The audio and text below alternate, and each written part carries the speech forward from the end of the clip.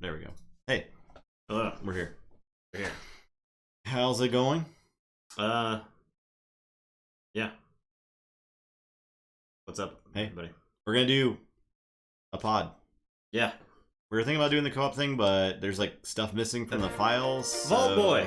Thank you, Vault Boy, with the Thank tier you. 1. Much Appreciate appreciated. Yeah. Yeah, awesome. Very good. I'm glad y'all were able to get some Dark Tidings in this weekend. Hopefully. Sealed release tournament. Yeah, Oh, that's man. awesome. That's I'd very love to awesome. hear it. I saw quite a few tournaments on Twitter, and so... Feels good. Yeah, it's good to hear. Good to hear that there was some actual organized play happening. It's very exciting. So... Didn't get their shipment. What the heck? No. So you're not the only person. Somebody else was saying, was it Herp? Somebody else was saying that they didn't get their stuff. So, Well, dang. yeah. I am playing Frau Tasha Yao. Unofficial 9. I mean, that's fine. Oh, 9's good. That's a good number. Honestly, that's 9 is enough that you can anticipate more joining. 9 is enough to attract people to that group too, right? If you walk in a game store, excuse me, Eddie. If you walk into a game store and there's 8 people hanging around a table, so it's very enticing to be like, oh, what are they playing? You know. Yeah. So indie term was 18. Art Boy, a year. Thank you, Art Boy. Ah. I would expect indie to be probably larger than a lot of FLGSs, right? I feel like someone who likes sealed magic, this is exactly the game for them, right? Yeah. If you, so, I mean, I know there's a lot of there's probably a lot of sniping back and forth between the two games. Honestly, it's probably more Magic taking pot shots at Keyforge than the opposite being true. I would like to think that I know more about Magic than anybody who's played in the last 2 years, right? Like I have more history of the game and stuff like that. And it's not me trying to flex on or anything like that, but it's one of those where it's Magic will only let you down in the long run. There are going to be bright spots, but there's also a lot of times where playing Magic sucks. The Keyforge is the thing about Keyforge is you don't have to play it all the time, right? It's not actually a very demanding game. So just got back from in-person games. It's good to hear, Farcod. Very exciting. All right, we're getting into it. 6 cards and bets. We're back with bets. All the amber you got saved from watching this open packs, now use. I will mulligan. This hand's not bad, but I will mulligan it. It's only demanding if you stream 3 days a week. Yep, exactly. Yeah. Well, so I mean, it never caught on. Yeah. The art in Magic is very, very good, but how much money is spent on Magic art versus Keyforge art, right?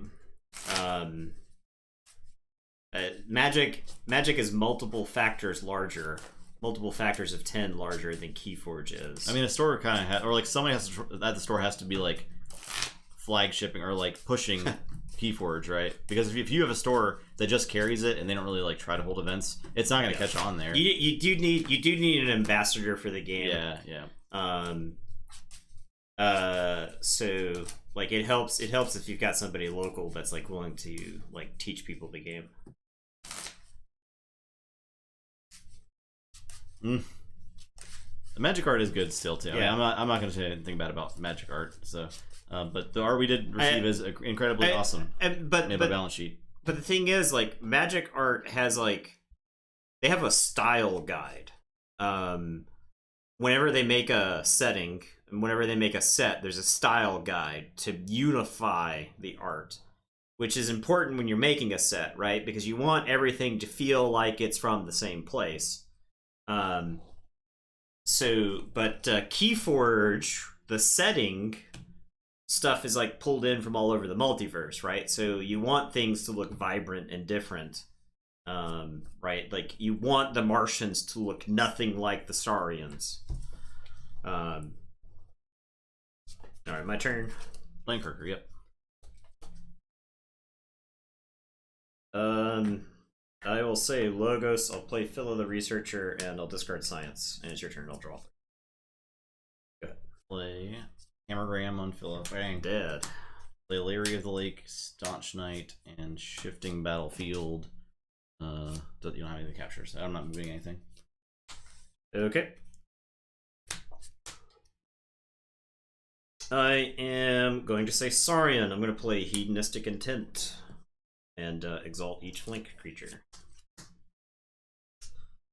I will play Lapisaurus. I'll play Physicus Felix.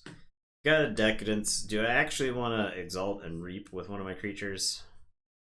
I think it's just me giving you Amber. Sure. I'll exalt and reap. Ready and reap with Physicus Felix. I could fight, but I think reaping here is better. And it's your turn. I'll draw 4. Let's say Unfathomable. I will play a Portal to raise the tide. I will play Tidal Wave to destroy creature in each of its neighbors. Okay, and give you the tide. Okay.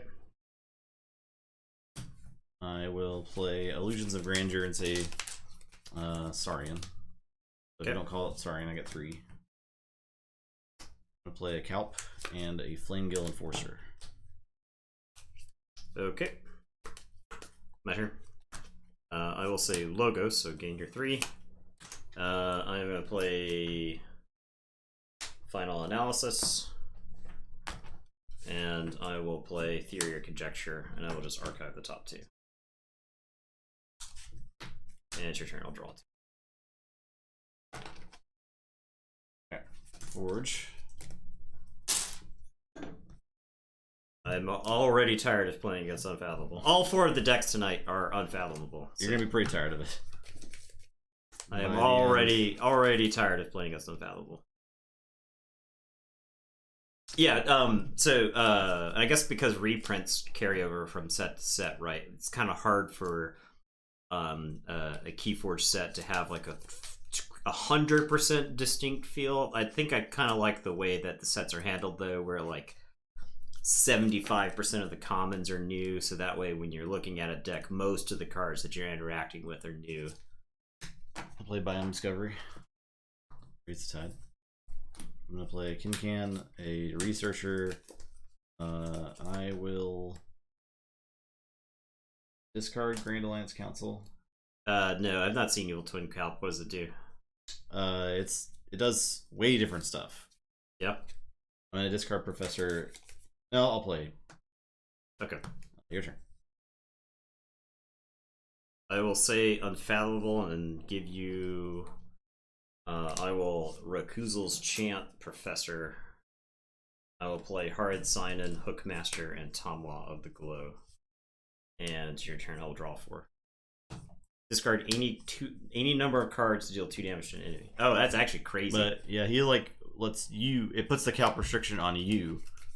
Oh, yeah. Okay. Well, that's still pretty cool. Yeah, like I think that's probably very good in specific decks. But this calp, is it an omni ability or is it just a static? Like fight reap, I think. It's a fight reap. Yeah. Okay. Okay. I'm gonna say Sanctum. It's interesting. So I'll steal 1.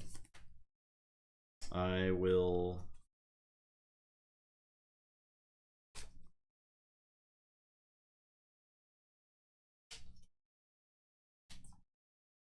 Play Numquid and do 1 here and kill Hookmaster.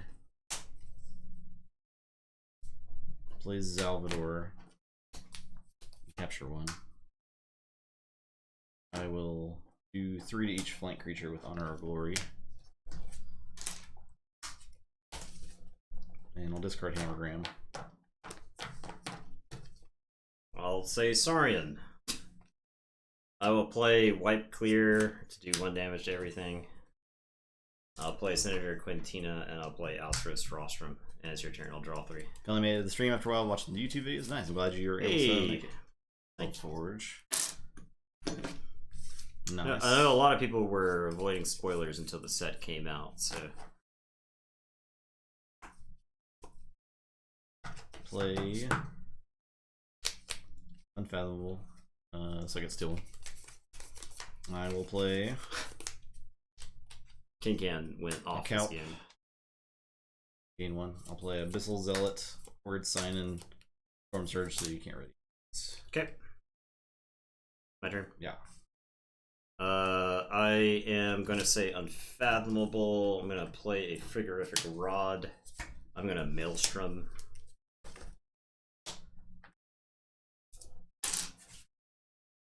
I'll play Cup of Water. I'll just splash some water on this empty board. It's your turn. I'll drop a chain and draw 2.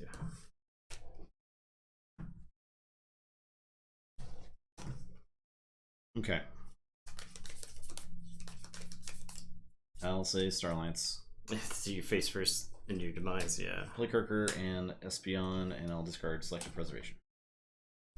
Alright, my turn. Yeah. I will put my archives in my hand and say Logos. I'm going to play Hydro Cataloger.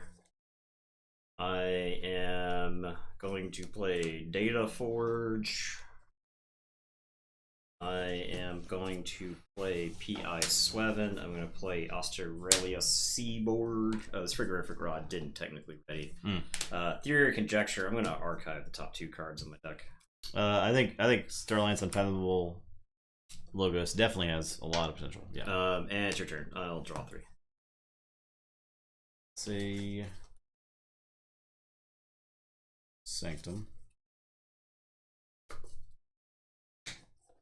Play first or last, purge each creature with the lowest power.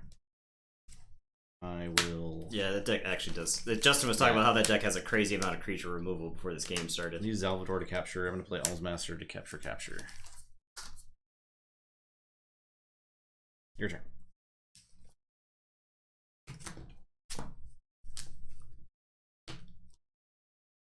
Okay, I am.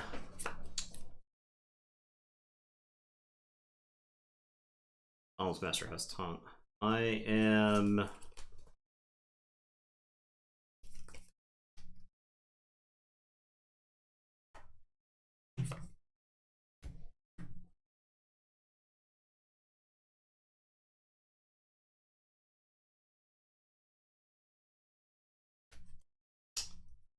I'm going to put my archives into my hand and say Unfathomable for the turn. I will take 3 chains to raise the tide. That'll let me reap with the Seaboard, and I will do 2 damage to it. Doesn't matter. I'm going to play Sleep with the Fishes and exhaust each creature. Sorry. I'll play Rakuzel's Chant to exhaust each creature, then Sleep with the Fishes to destroy each exhausted creature. And then I will play Flame Gill Enforcer. And it's your turn. When I raise the tide, I got to archive a card. Cataloger. And it's your turn. I will drop a chain and draw 1. Okay. I will say Unfathomable. I'll Rakuzel's Chant to exhaust the Enforcer. I'll play Abyssal Zealot, Horde Sign, and Cap. Your turn. Keyforge.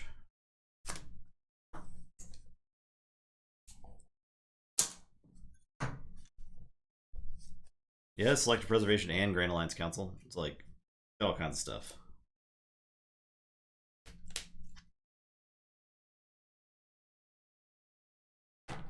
Okay, I am going to say Saurian. I am going to ostracize the Kelp. Can Dark Tidings win a Vault Tour? Why not? I think so. Yeah. Gladiodontus, Senator Quintina. So here's the thing. Keyforge, the range of decks in this game is incredible. And the range of bad matchups in this game are incredible. So even the best deck in the world is going to have a bad matchup. So, I think the quality of deck that can win a Vault Tour is lower than people think. Yeah. Because you're still going to have to get lucky to win the Vault Tour. So, that's my turn. I'll drop. I'll discard Good of the Mini. I guess I could have played this. I played this before I played the Saurians, so it'll kill my Flame Gill Enforcer, but it'll also kill your 2 creatures. And it's your turn. I will drop a chain and draw 4. Okay, I'll say Starlance. I'll play a researcher. I will play. I'll raise the chains, or I'll raise the tide of chains. Yeah. I do get to archive a card. AOA came close. AOA got second at a Vault Tour. Yeah. So I think AOA is a matter of time, but I do think it can win too. I'm gonna play Together and capture 1. To play Flame Gill Enforcer and a Blue Canth. I'm gonna play a Science Officer King Can, and I'll put Stunner on the Enforcer.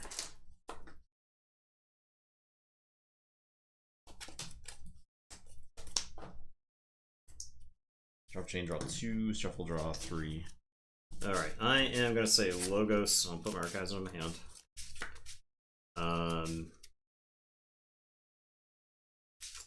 I am gonna play PI Sweven.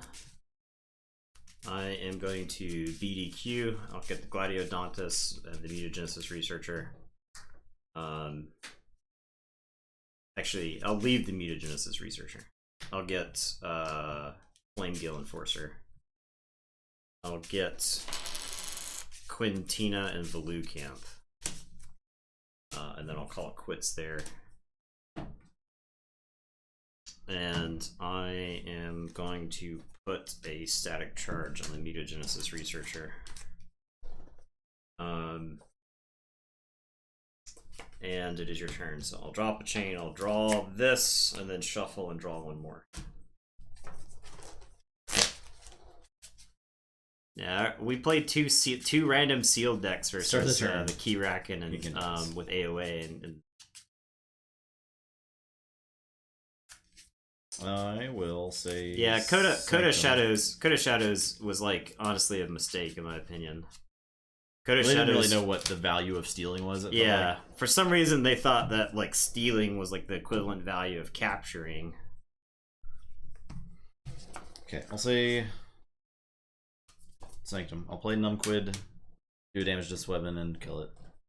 And I'll discard Grand Melee and I'll play Shifting Battlefield. Actually, I'll put this on the. Your turn. Okay, I have to say Saurian to keep the game going. I will play Paraguardian. I will take 3 chains to raise the tide. I will play Reach Advantage and capture 3. I will Altruist Rostrum and move that to Numquid. And it's your turn. I'll drop a chain and draw 2.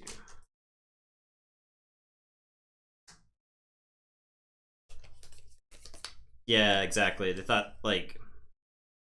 Well, I mean, it's like AOA, it's like they changed their mind, right? You have a creature like Troll, 8 power with upside. And then starting in AOA, 8 power now has to come with like a drawback. Yeah.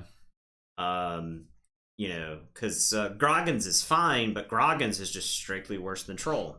Say Sanctum, I'm gonna purge the highest cost creatures, or highest power creatures, and then reap with Numquid. That's game. That's game, I think.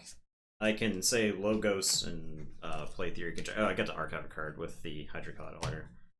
So I'll say Logos. Nope. Okay. You like DT Shadows more than MM Shadows? I don't know, MM Shadows is pretty good because of Rad Penny. Yeah, Rad Penny's stupid. Yeah. Rad Penny, Bow, Safe House, Seeker Needle. What you got here, Storm? That's your combination that you need. I got some DT freshness to look at. I think AOA Brobnar was better than Coda Brobnar. I would agree with that. Oh man. And that's like double gambling den. Double gambling den. This is not DT freshness. The world's called Alt Art deck. I don't have we. Okay. Do we have another DT deck that has as much creature control? I don't think so. I don't think so. It's a lot. Because like thinking back on that game that I just played, how many times did I get to untap with creatures? Basically like once or twice. Right? Yeah. And then like how many DT games have we played where like one person just plays 5 creatures and the other person is like looking for That's why I think this deck is like it's got some juice. It's also got Amber Control to go along with it. Oh, it was fat. Like, you forged two, like, just from pips, right? Yeah. You didn't even use... Now, I mean, King Can stole 3, but that's because you were killing all of my creatures, right? I couldn't keep anything on the board. Yep.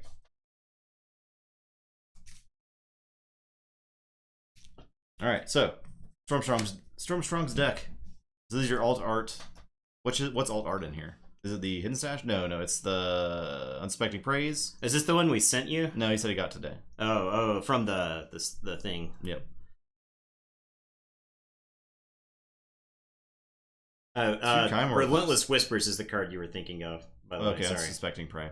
Man, the double Kymor, double Ronnie, double Hidden Stash, double Gambling Den. Double Gambling Den is very interesting because you can't. It's insane. You will always break even, or you will make 4 amber. Right. I think you have to be careful about playing that. But double platform with the blasters with Garcia and Ingram. Ingram's is the worst blaster, right? It's like heal. Yeah, I think so. They heal 3 or something. Fully heal a creature. It loads. Fully heal a creature. Yeah, so that one's like almost. But double stealth mode too. But Garcia's is like steel, right? Yeah, just steal. Yeah. So that's actually insane with the double platform then, right? And you got a key charge. This deck is crazy. 2 Song Wild, 2 regrowths, key charge. You have Bramble Links in there to go with it. Pose Pixies, Feathered Shaman, Nature's Call. Huh. You get like Nature's Call, Bramble Links, and get extra reaps out of it with the Song in the Wilds in play. Yeah. You could get it back with regrowths. Well, I think this deck you're trying to focus on your Star Alliance or your Shadows, right? Yeah, I'm just thinking of how you get the key charges off. Like how you burst them with Untamed. Gotcha. Yeah, well, I mean, I think you generate so much amber on one of your other turns that you have extra amber left over going into your Untamed or you turn. should just have your Gambling Den amber. Yeah, you could key charge off a Gambling Den. So. Yeah, man, it looks pretty sweet. Looks pretty good. That's one of the better alt art decks. Oh, Finishing Blow, yeah. Finishing Blow is like if the creature's damaged, kill it. Yeah. Finishing Blow. I mean, that card was in AOA too, I believe. So, really good. Yeah, that deck's pretty cool. KMB launched a deck as well. KMB also. Okay. Lorena, True Dweller. All right. So this is a Dark Tidings deck. All right. Triple Mollymawk. Double Waste Knot. Double Mollymawk. Double Waste Knot, you got a Mushroom Man to use. Yeah. We got a Gruen, who's fine. Primus Ungis with Waste Knots. Ooh, Primus Ungis Waste Knot is very Tall Mage interesting. Steelhearts with Waste Knots. Tall Mage could be good too. Yeah. You've got Forgive or Forget, so you can archive your Waste Knots and like a Mushroom Man, right? Yep. And Final Analysis. Final Analysis to draw cards. A Phase Shift to Waste Knot during your Logos turn. Undagnathus is a good Waste Knot target. Chelenia with 8 Untamed creatures. Yep. Okay. Yep. Yeah, it's a lot of creatures. Mookling is good to have. Yeah, especially the Waste Knots, right? Because you're gonna be like in situations where you can draw a lot of cards during your Untamed turn, and so you're just like play Chelonia, play 2 creatures, Waste Knot, play 3 creatures, Waste Knot. And I know you didn't. So, pretty good. I like this. Yeah, that deck's pretty interesting. Kind of light on the Amber control, so you got to be moving fast. But it's playing a lot of cards. I mean, you got like Phase Shift too, so you get like play a bunch of Tall Mage stuff, Phase Shift, Waste Knot. It does look very, very like fast. Yeah. So, Belinda, 3-1. Okay, next game. Why is Fuzzy Gruen and Deepwater Gruen? That's a really good question. Scuzzy Gruen had something to do with this, I can tell you. That's a really good question. I wish I had the answer to that question, because it seems weird. Okay, so I am on the Mister of Amberhold's Evil Twin. Okay. Yeah, I'm playing the Dr. Peopledale. There's also the Logos card that archives for if you have no creatures, it archives for the opponent's creatures, and there's another Logos action that archives for the creatures in excess of your creatures, which is just better. But it's a new one. But like, why are those two cards? Yeah, there's a lot of redundancy that doesn't make sense in this set, in my opinion. Yeah, but like, why isn't that something else? Yeah, because there's room. I think when you have redundancy like that, there's room for another just print something different, right? Mind Over Matter is when you put everything into the. That's like Mind Over Matter is where you archive all creatures in play. I was thinking of the one where you archive a card for each of your opponent's creatures. Destroyed or captured Amber with Keyforge. If there's a board wipe with the Amber, go to my pool before Keyforge. No, it will not. Yeah. Stuff does not leave play until after the destroyed triggers. Yeah. The destroyed thing happens. Master and of the then it Theory. leaves play. Yeah, Master of the Theory. And then I don't know what the other one's called. The new one.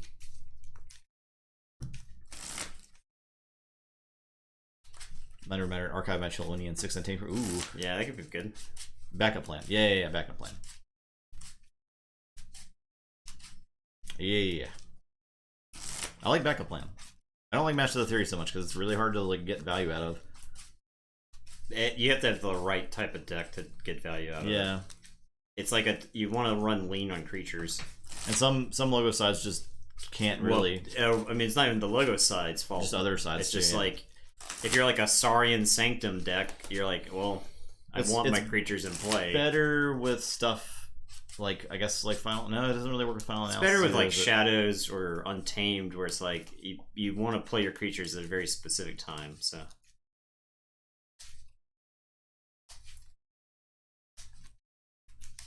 There are 3 total wild wormhole cards in Dark Tidings. There are 3? With the ship, the action. What's the third one? Is there a creature that does it? It's like a twin, right? Oh, a twin does it? Oh, the upgrade from the Rooftop Laboratory set. I like that set a lot. What am I shuffling in here? Am I shuffling the tide card in here? Oh my gosh. Ugh. Just put it under the thing, dude. Ugh. How hard is this? I just put mine in a pile to not worry about it. We'll just... Also, apparently you don't need to bring tide card for your deck to stuff, so... You don't? No. Yeah, I guess you don't have to, like, have it. Oh. You just need a tide card. Yeah. Which does open up for, like, Etsy shops to make cool looking tide cards.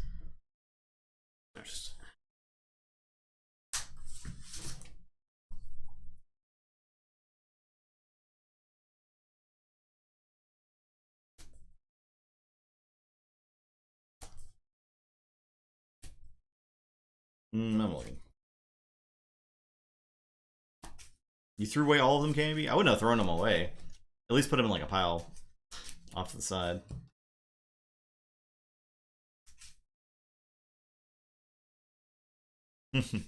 Yep. Try to do better.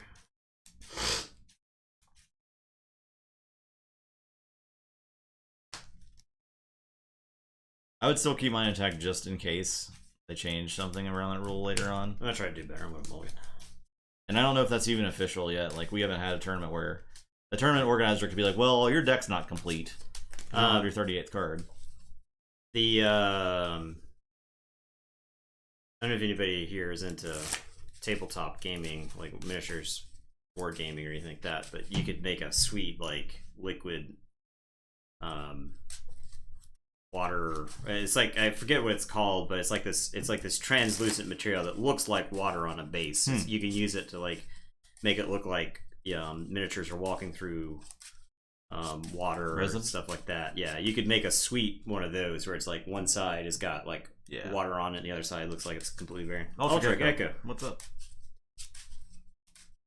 An actual Tide Pod. No one knows of any tournaments yet.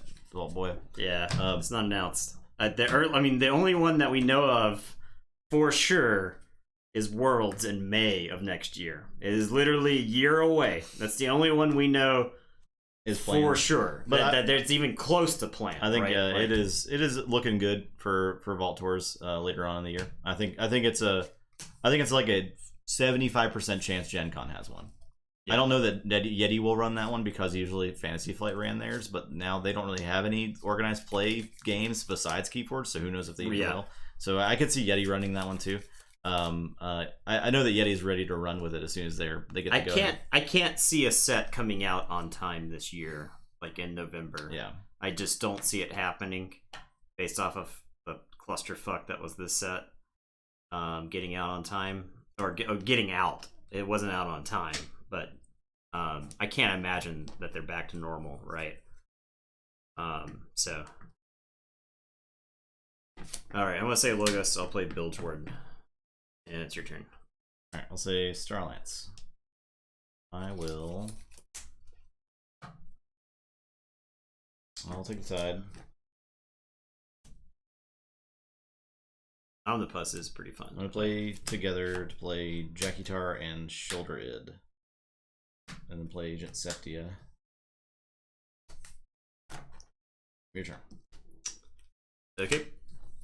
I am going to say Unfathomable. I'm going to play Tomwa of the Glow and 2 Guiltspine Netcasters. And it is your turn. I will see. Starlance. Play Kirker, play Kincan, Reap with Septia. Do a damage and stun the Bilge Warden, I guess.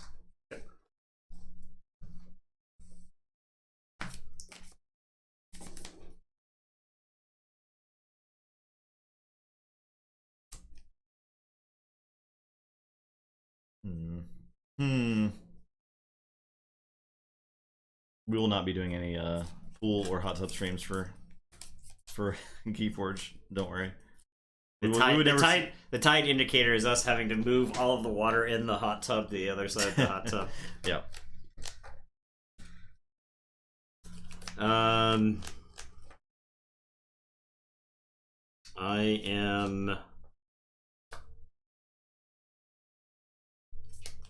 I guess I'm going to say Unfathomable here. I am going to Reap with the Guiltspine Netcaster. I'll tap Jackie Tar. I'll Reap with the Guiltspine Netcaster. I will exhaust Agent Septia. And I will take 3 chains to raise the tide. And then I will Reap with Tomwa, who is going to exhaust Kirker. And then if the tide is high, I will draw a card for each exhausted enemy creature, which is 3 in this case. Okay, and it is your turn. Well, unsub. I'll say Unfathomable. I'll play Effigy of Melaruk and I'll discard Sleep with Officials. Done. Since it kills all your stuff. I'm gonna just lose the game to your Unfathomable board, I guess. Yep. Alright, here we go. Guiltspine Netcaster. I'm gonna say Unfathomable. I'm gonna Reap with Guiltspine Netcaster. I'm gonna choose Jackie Tar and tap it. I'm gonna Reap with Guiltspine Netcaster. I'll choose Agent Septia and tap it. I'll Reap with Tomwa. I'll tap Kirker and I will draw 3. I will play Echo Pearl. I will play Fuguru. And it is your turn. Okay. I will say Shadows. Take 3 chains.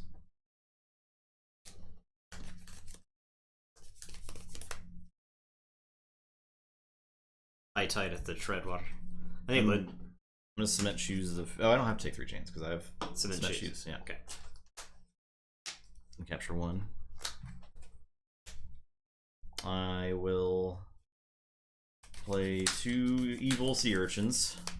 Steal 4. Skillful plays. I'll play Old Bruno, the capture icon.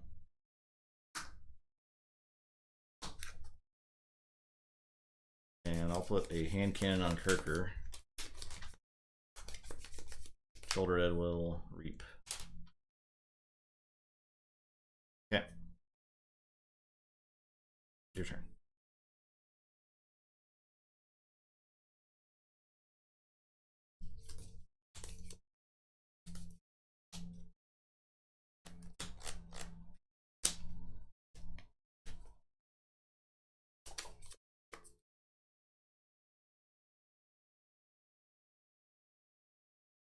Okay, I am going to say Logos. I'm gonna Information Exchange and steal 1. You get 2. I steal 2. Oh yeah, so I'll think twice the Information Exchange and steal 2. Jeez, this is a Coda game. You tell me. You're the one playing Urchins. Yeah. I am going to put a Static Charge onto not Shoulder Id. I think Kirker, since he just will murder down the line, this does have a capture icon. I will capture onto the Bilge Warden. I will play Captain Creasage. Bilge Warden's gonna unstun, and I will Echo Pearl Jackie Tar. You're scared of Jackie Tar. It's clear. Well, yeah. Stun and Rage Exhaust? Exhaust, Stun, and Rage, yeah. Yes, I am scared of Jackie Tar. That's because he literally says tap destroy a creature. And it is your turn. Start of the turn, Kirker. You also do 1 to Septia.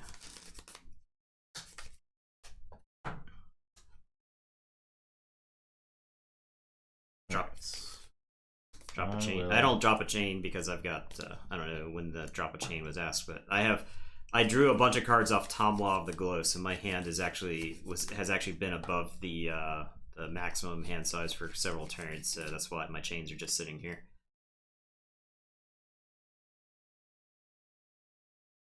I'll say Star Alliance.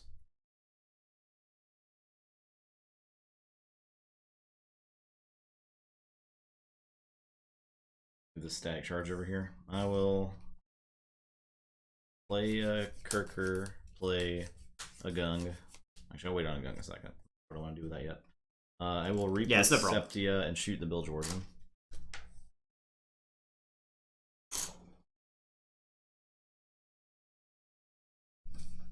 Move 1 from the creature. This creature fights to your pool. Yep. It's not even that good. Handcannon's just the awful card. It's not great. I'm going to fight the Tomlaw of the Glow. Just an actual awful card. Just not that good. And I'll play Diplomat, a Gung. I will make Old Bruno Star Alliance this turn and fight a Netcaster.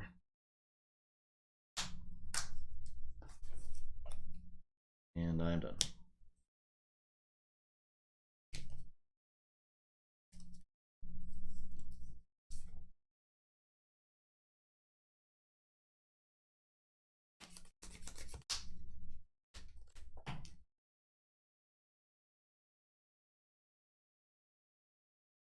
Okay, I am going to say Sanctum. I'm going to Hammergram Agent Septia. Actually, I'll Hammergram the Gung because he's stupid.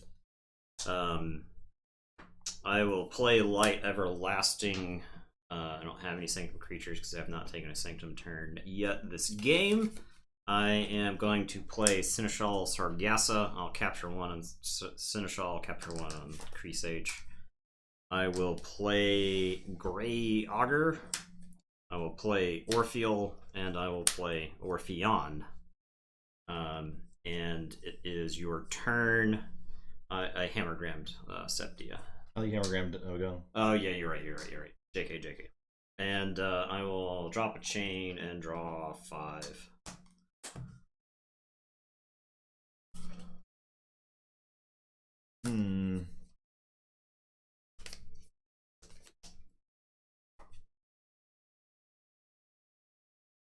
I'll say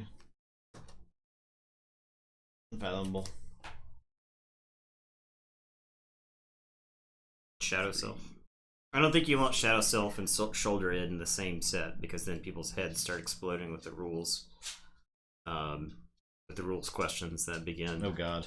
I'm gonna play a I know Shadow Self specifically says non-specter.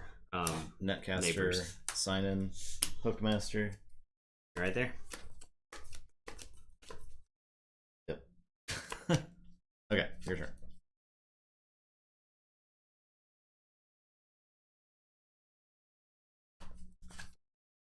I forge? Yep. Incredible.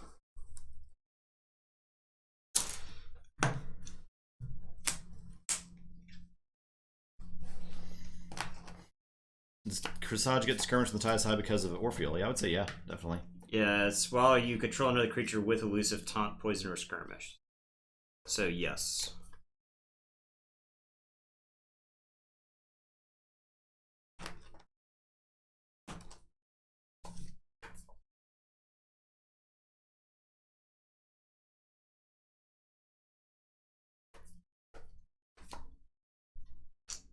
Okay, well, you get too much shit in play. I'm gonna use Unfathomable. I'm gonna Reap with Guilt Spine. I'm gonna tap, it doesn't matter. I'm gonna brain drain you. You get to put a counter on your effigy. I'm gonna put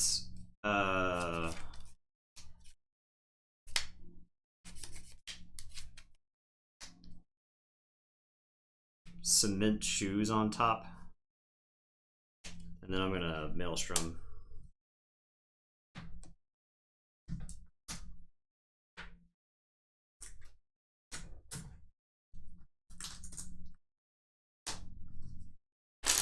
Oh geez.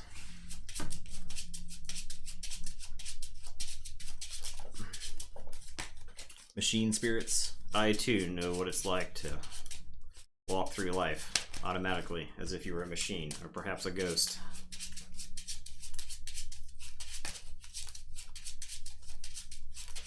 We're gonna get Ghost in the Shell references in that set.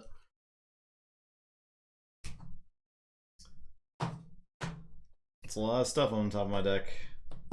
Well, you Like put a whole lot of stuff. You put it all into play. Yeah. So. Okay. I will draw 2 and drop a chain. A whole lot of stuff. All right. I'll say shadows. I'll play a trickle down theory and a cement shoes. Your turn. All right. I am going to say Logos. I'm going to play a Mobius Scroll, 2 Australis Seaborgs, and a Captain Creasage. And it is your turn. I'll drop a chain and draw 4. Say Starlands. Play Kirker, play Septia, play away team. Actually, I'll play Drixcar, then away team. Your turn. There will never be anything for Drixcar. I don't know if there's much in this deck for that. You had the Stunner. Is that right? Or is that the Shieldulars. game 1? That was game 1. Teresa. Well, it's the evil twin, right? So Yeah. the thing is, the evil twin Shieldulars you want to play in the opponent's That's right. creatures. So yeah, it's even worse. All right, I am going to say Logos. I'm gonna reap with the Australia Seaborg, and I'm gonna shoot The hand cannon, yeah. Captain Drixker. And I'm going to reap with the other Seaborg and shoot Drixker to death. I'll raise the tide. I guess your effigy is now alive. Oh, Your 100 power effigy is now alive. let's go.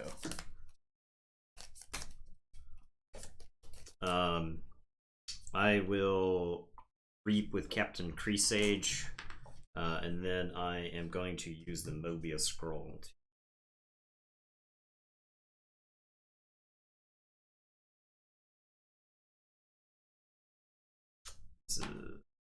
This. Drop a chain and draw to your turn. I'll say check with it.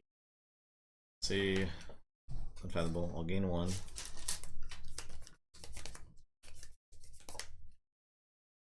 Play Sign-In, play a Fuguru. I shall play the Netcaster, then Sign-In, then Fuguru. Oh yes, the archive, the Mobius Scroll is archive. Hookmaster. And Effigy is gonna beat up a Seaborg. A Seaborg. Yep. Forge. Would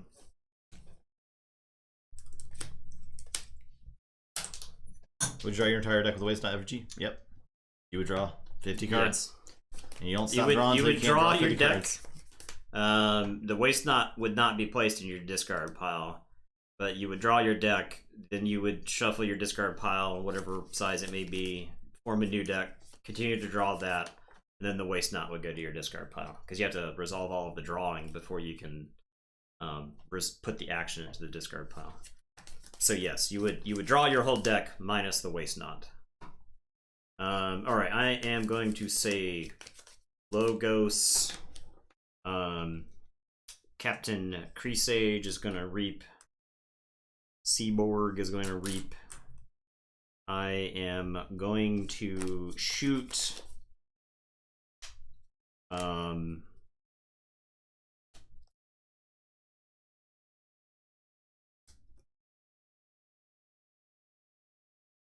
The Fuguru. And then I'm gonna think twice. I believe this is Maelstrom.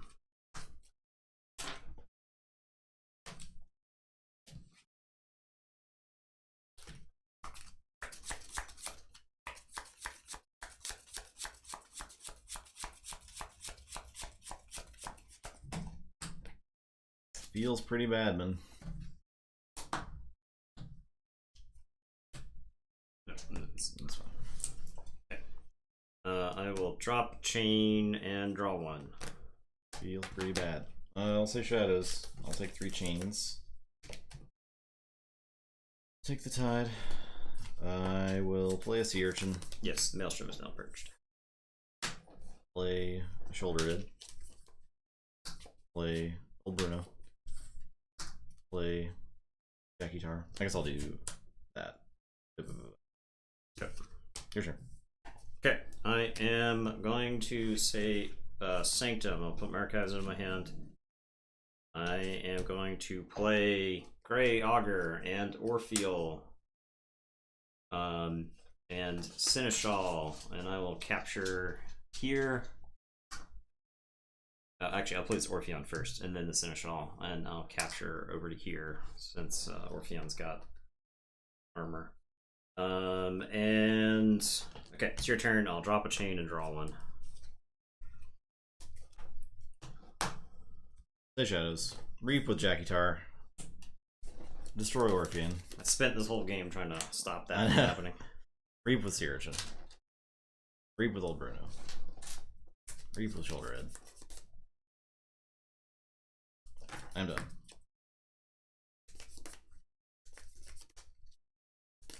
Okay, Seneschal is gonna fight the shoulder id. Okay. And kill. I don't have anything to steal. Oh, and I gain one.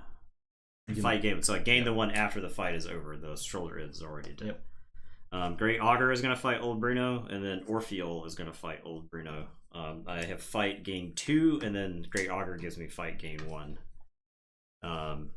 So I will say check with 6. I'll drop a chain. I'll play this trash. The old Forge. Only 5. You've. What are you talking about? I was hiding one for myself. You hid one from even yourself. You stop me? Nope. Okay, so I win? Yeah. Okay. Do you gain 2 if the tide is low? Oh, for that fight? Did you? Yes. Well, I guess I had to raise the tide. So you wouldn't have forged, but I would have captured 2. You could have raised the tide to capture 2. Oh, with the thing? Yeah, but I think I was so buried in creatures. Right, because I think the following turn though is checkmate. So, no, this matters. I could take 3 chains to raise the tide, which would also capture 2 to stop Justin from forging, and then at that point, Justin's only amber control is my Seneschal. So I think the game ends the same. I had like no amber control left, so. Yeah, you saw me shuffle those upside down. Oh my. Jeez. I got it. That's cool. Oh my gosh. Mertani. Mertani wants us to check out our deck. I won that game because of Maelstrom. Yep. That's what happens when you play a bunch of creatures against the Maelstrom. I mean, that's you just lose. That's what we're gonna see that a lot, I think.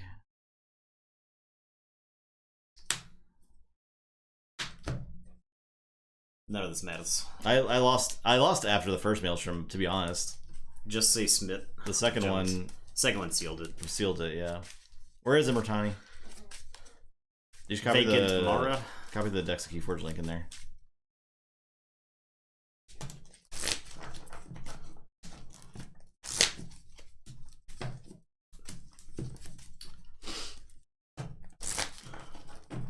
Bets are up for the betting folk.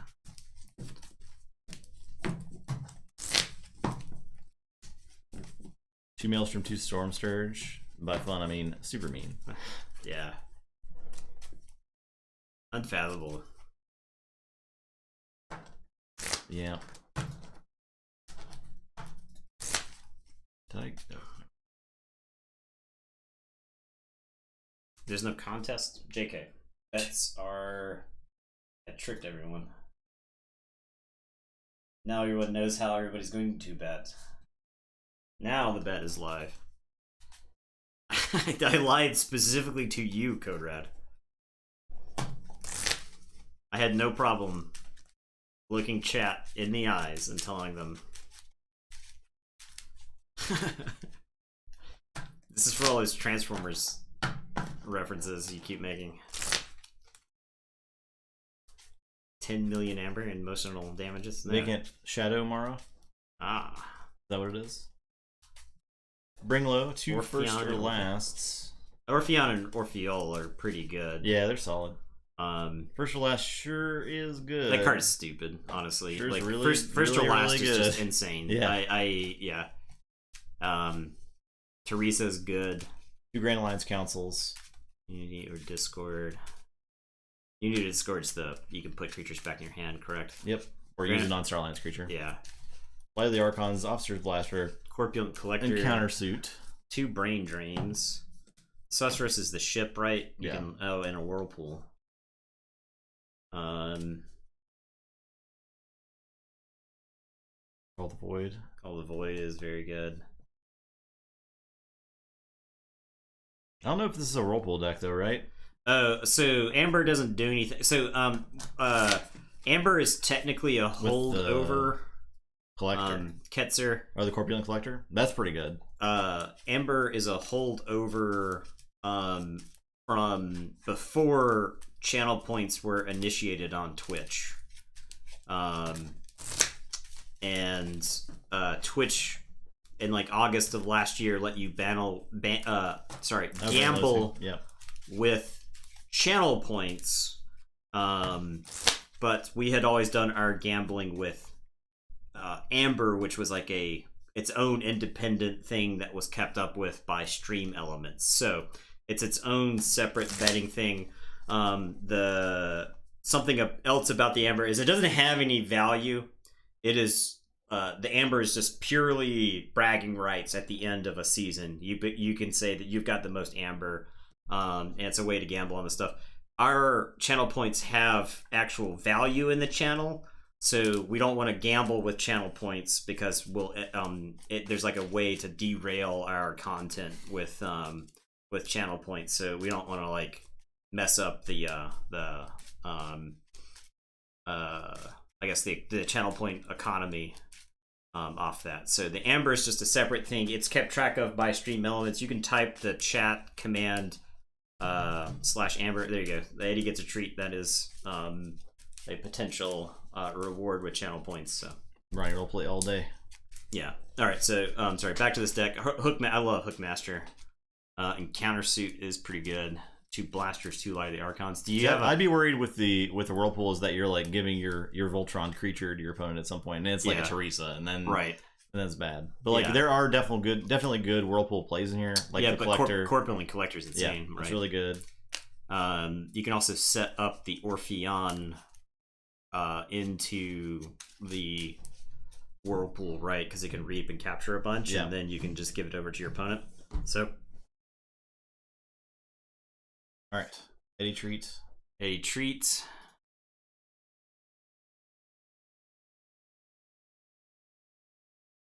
Cam. It's all tucked in.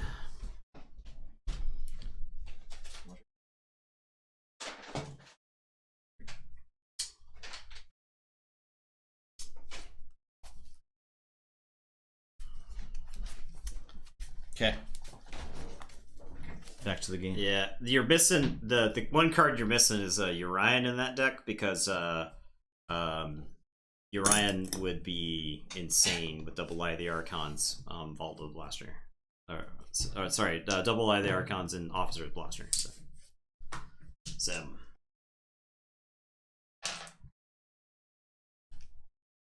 I guess 7. Definitely Voltron. Yeah, I love the Voltron strategy. It's like so good in this set. Yeah.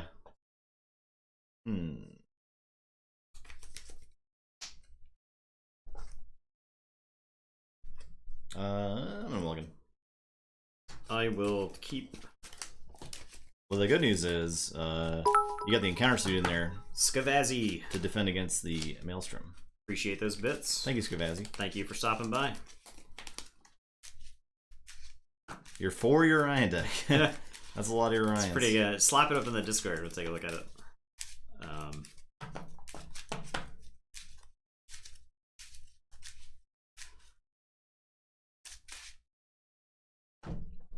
Urian was born to be a Voltron. Yeah, it really was. It's like that one deck I got. I mean, I think Urian is a prime example of an enabler for other houses, right? Yeah. Like, I think this game needs more cards like Urian, especially at the common level, where there's like one combo in Sanctum that's pretty good with it, and your opponent has like a chance to interact before it happens, right? But if you get to untap with Urian and you're playing Star Alliance and you like slap a Light of the Archons, maybe 1 or 2 more upgrades on there, you can play like Diplomatic Gung. You can, you get to use it. Like I like that type of action in this game where you have to like worry about the cross house synergies. If I was like magically put in charge of this game, I would just force cross house synergies everywhere, because I think that's what makes your decks fun, is when they actually are cohesive. Yeah. Some of the most frustrating decks are the ones that have like, you have a Star Alliance side that's absolutely amazing, And then you're like a really bad... and you've got like a Saurian side Yeah. that just does not work with it at all, and your deck feels just like two-faced. So, all right, Altruist Rostrum. I am going to say Unfathomable. I'll play Guiltspine Netcaster and Horrid Sign-In, and I'll play Rakuzal's Chant. And it is your turn. I will draw.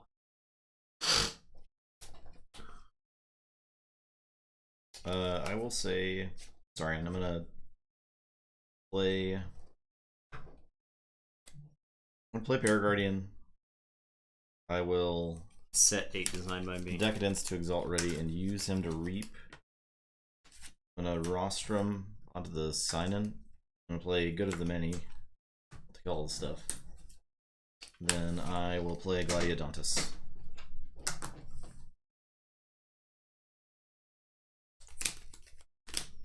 Okay, I am going to say Unfathomable. I'll play a Hookmaster and a Horrid Sign-In.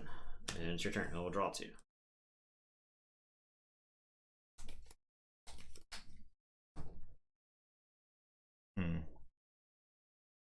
Oh, the tide is neutral. This was Horrid Sign-In, the Evil Twin. So I should, since we're still very early in Dark Tidings, the Evil Twin Horrid Sign-In is Poison Taunt. And the Evil Twin Guiltspine Netcaster is still got the enhances, but when it reaps, you ready and use a friendly non-Aquan creature as opposed to exhausting an Aquan creature. I believe that deck actually has Guiltspine Netcasters in it, or the one I played the previous Play Battle. Play Flamegill Enforcer and I'll Rakuzal's Chant to exhaust the Hookmaster. Okay. Your turn.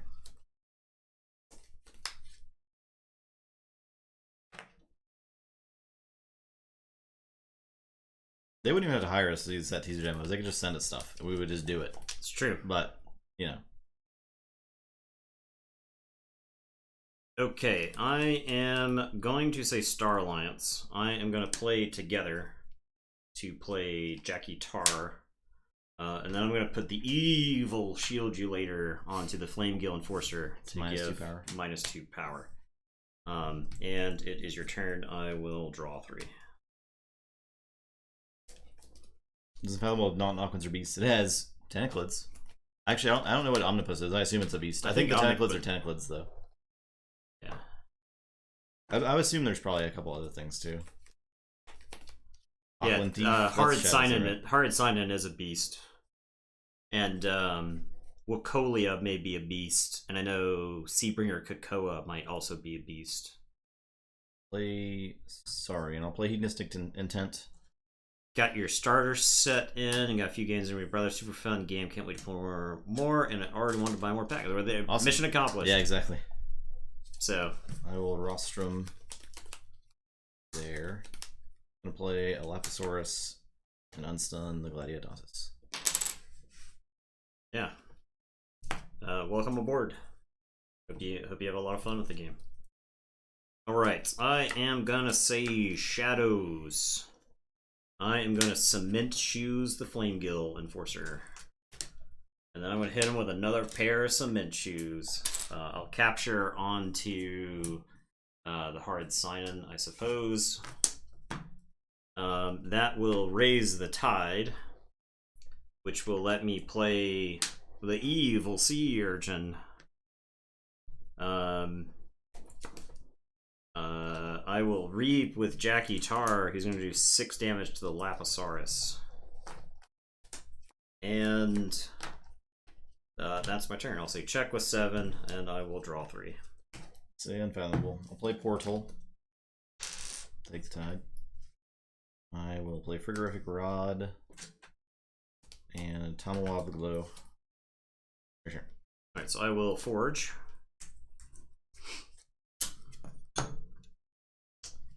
I am going to say Unfathomable myself. I will play an Effigy of Melorock. I'm going to play a Frigorific Rod of my own. I am going to Thunder Toe to tap Gladiodontus and Tamwa, and they each take 2. Each exhausted creature takes 2. Hookmaster and Hard Sign-In. I think I just Reap. So I do feel like this set is like, if you're ahead, you just put your foot on the gas, and you force the opponent to catch up to you. So, alright, I will draw 3, and it is your turn. Alright, I'll say Logos. I'll play Hydro Cataloger.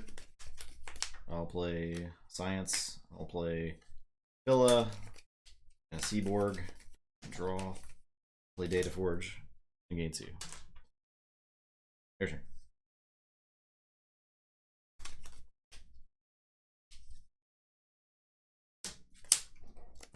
Alright, I will say Starlance. I'm going to play the Static Collection Array. So while the tide is high, my keys are -1, and while the tide is low, my keys are +1. I will take 3 chains to raise the tide. I'll get to archive a card of the Hydra Cataloger.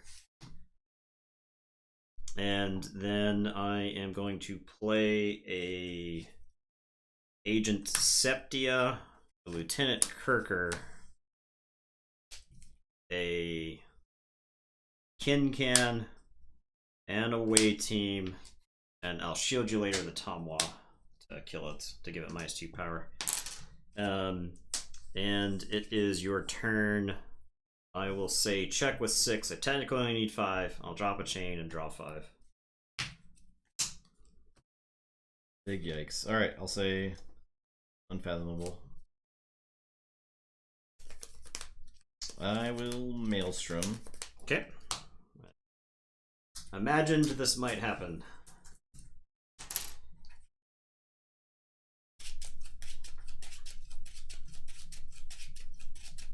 Static Collection Array. Yeah. I'll play Cup of Water.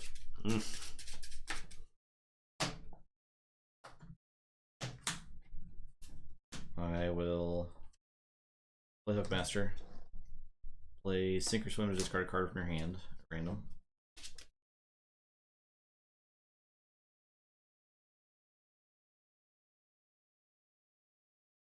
Trick Scar.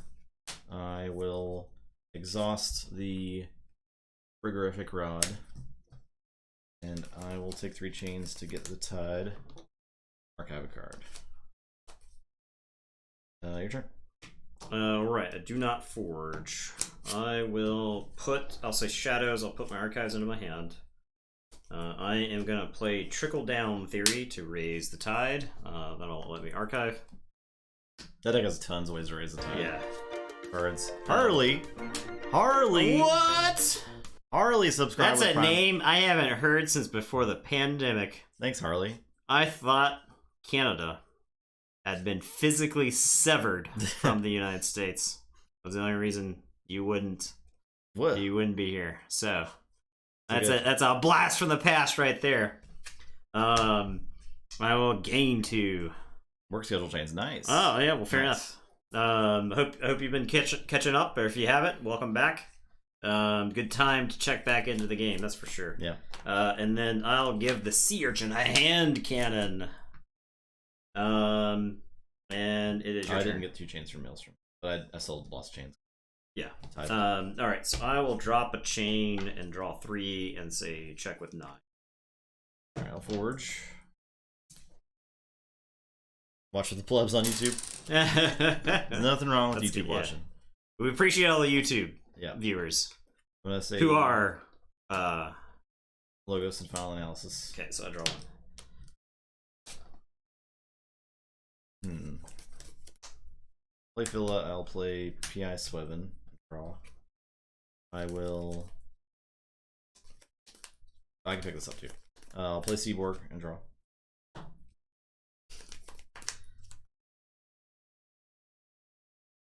I'll play Ethereal Conjecture to play the top card. Ostracize.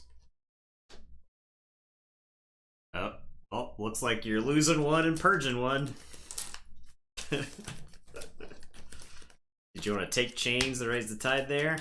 I don't think I can afford to. Alright, I'll forge for 5.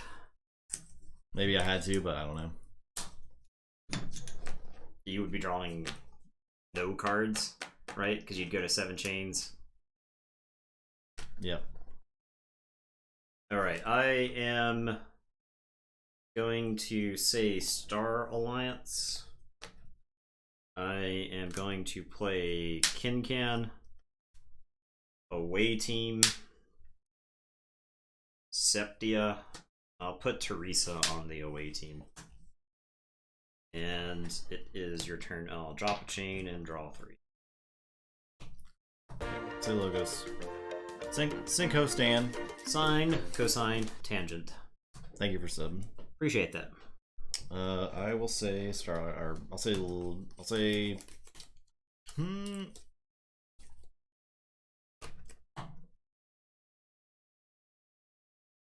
Logos. I will reap with Seaborg and shoot Kincan. Dead. To raise the tide. I'll reap with Swevin. Draw 3 cards.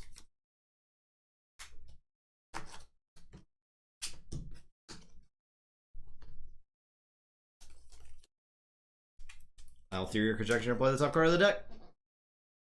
The Physicus Felix may exalt a creature.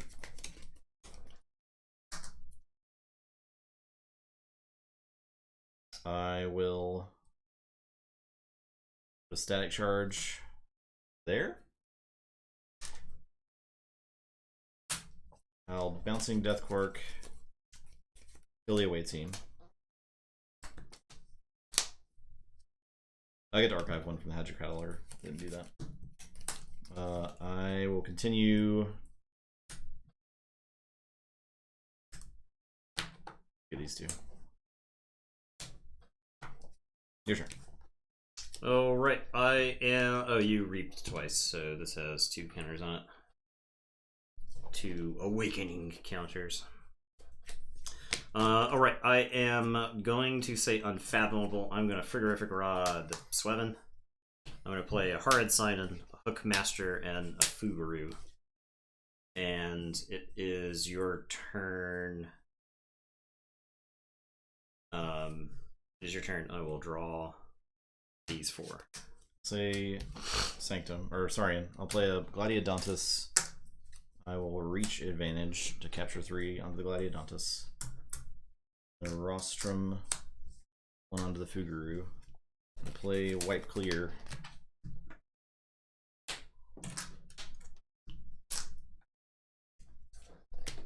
And I'm done.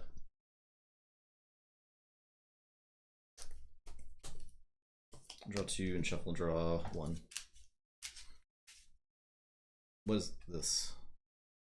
It's Shield you later. Oh. You stole my Shield You Later. Alright, I am going to say Unfathomable. I am going to use Trickle Down Theory to gain 1.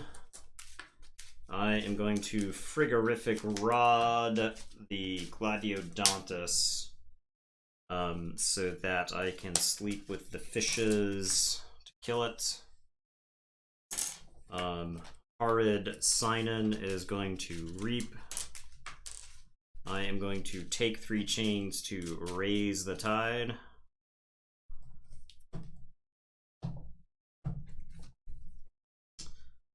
Hookmaster is going to kill P.I. Sweven and also smash to pieces 2 Amber. I am going to play Guiltspine Netcaster, and I will play Photic Raider and capture 2.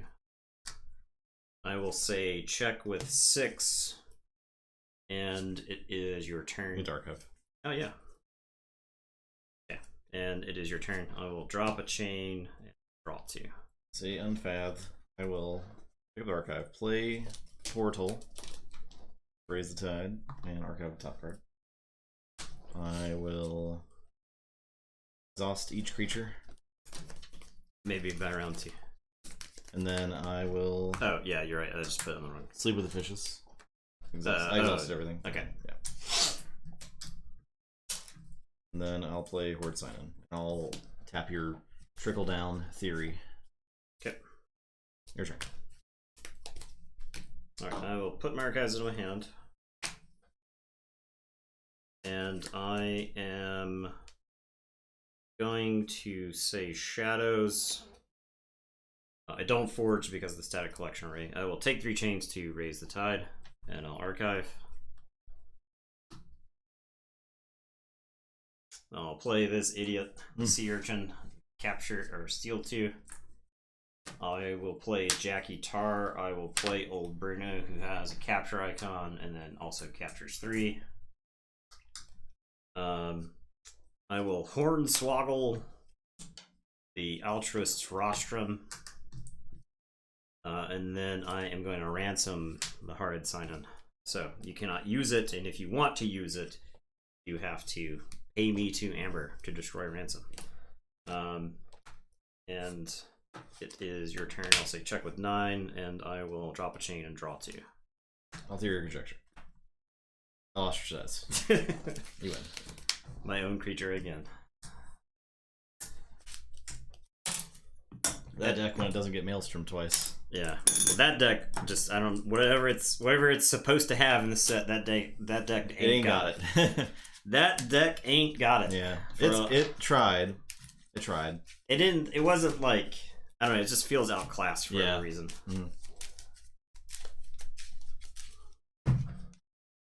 It's doing its best. Playing its heart out. I'm on the Doctor of Maple. You're on Whelmed Belinda. Oh, ready to get whelmed. I'm pretty whelmed.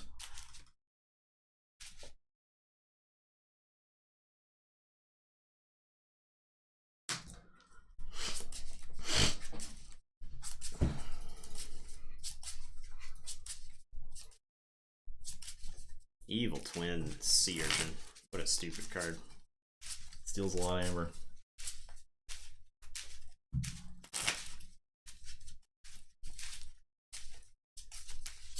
What if Ronnie, but all the time? The 3 cement shoes in that deck do a lot of work too. It's like 3 cement shoes and the trickle down theory. So and the shield you later. It's so easy to right? get like, the tide and shadows. You can shield you later something to set it up to die later. Yeah. Grant, what's up? Hey. Where's JB? I got banter for him. JB's on Twitter starting stuff. Grant was on there. He was backing him up. You could banter Grant if you want. Yeah. Take this in the spirit of banter that it is. Okay. Why don't you and JB try winning a Vault Tour before you guys decide what sets can and cannot win a Vault Tour? How about that? Throwing down. We're the bad boys of Keyforge. There's only room for one set of bad boys of Keyforge. That's Tabletop Royale. Okay. I wish Worlds had happened. People thought Worlds Collide couldn't win a Vault Tour either. Yeah. And then they said that. I did it myself. They said that. I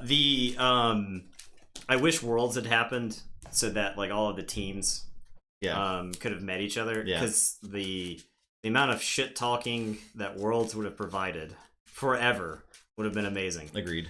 So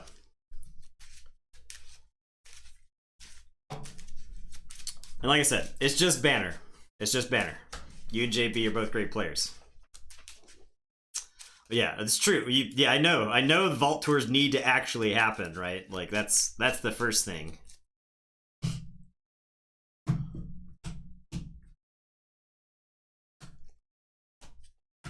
We don't roll yet. Yeah, in theory, worlds will still happen, and all of the previous invites will be honored. So maybe Gen Con. Like I said, I think there's like a 75% chance Gen Con has one. Or two. I'm gonna Mulligan's hand. I would destroy the first 8,000 creatures. 18 creatures that you played. Okay. Okay. I would. You would play them and they would be destroyed. However, I wouldn't have any forward momentum, so Yeah. I'm gonna mulligan my hand.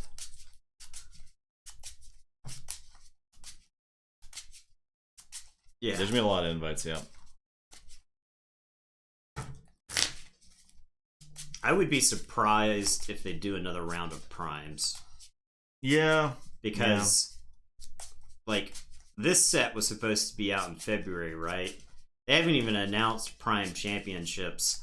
So, whatever swag or whatever they were going to put together is not in the works. So. I mean, think about, like, the CDC just, like, 4 days ago said you could, like, gather if you're vaccinated without masks, right? So, like, that's they're gonna let that, like, sink in a little bit, see how it works out, see what else the CDC releases, and then they can start talking about big events again. Miami was for Vault Warriors. Yeah. Yeah.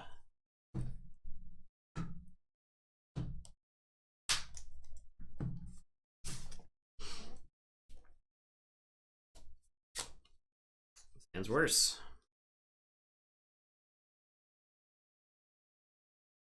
I guess I'll start by playing Portal and raising the tide for myself. It's your turn, I'll draw one. Play Sanctum. Play Seneschal. Play Grey Augur. Play Orpheal. Play Bulwark.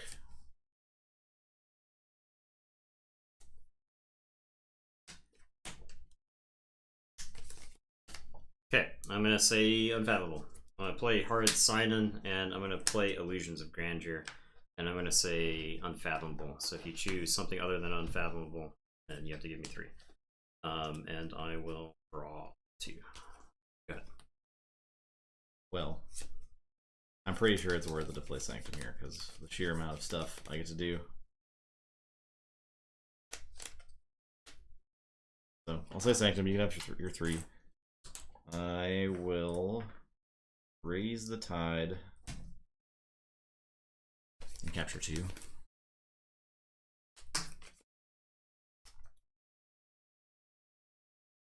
I'm gonna fight the Sign-In.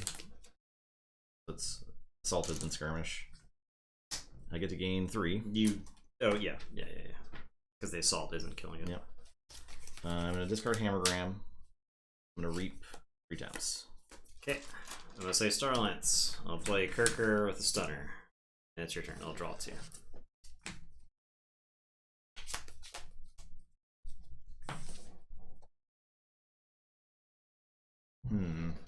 You forge.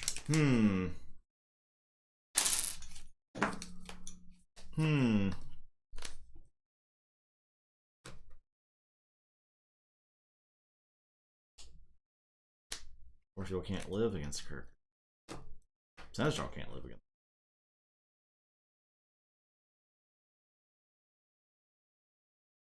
I wish I'd kept my first hand. I would not be losing this game at this point. These would all be dead. I had Numbquid, like literally everything dies.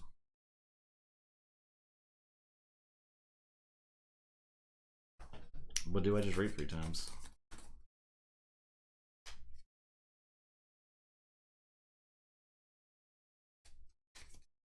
Four times. I think I do. I'm just gonna reap 4 times. Okay.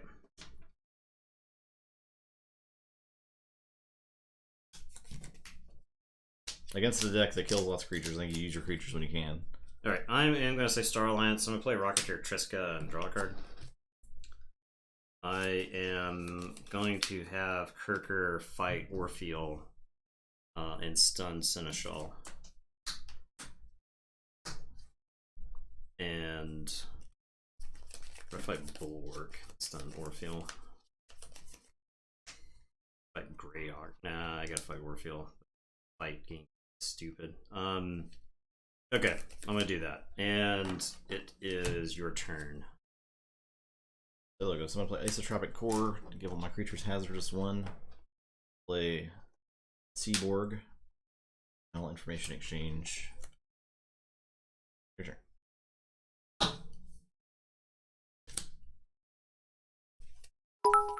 Oh boy, thanks for streaming. It's fun watching Dark Times decks. Make sure to clip the banter. I'm sure the banter will be clipped. Yeah. It is out there. All right, Thank you for those bits. I'm going to take 3 chains to raise the tide. Okay. That'll let me capture T. I'll capture onto Triska.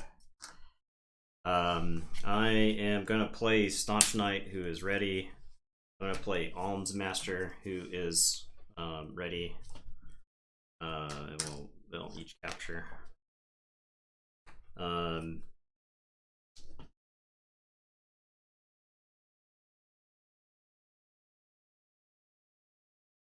gonna play Shifting Battle Line to move Alms Master here so that I can capture 1. All your creatures have hazardous 1. Mm-hmm.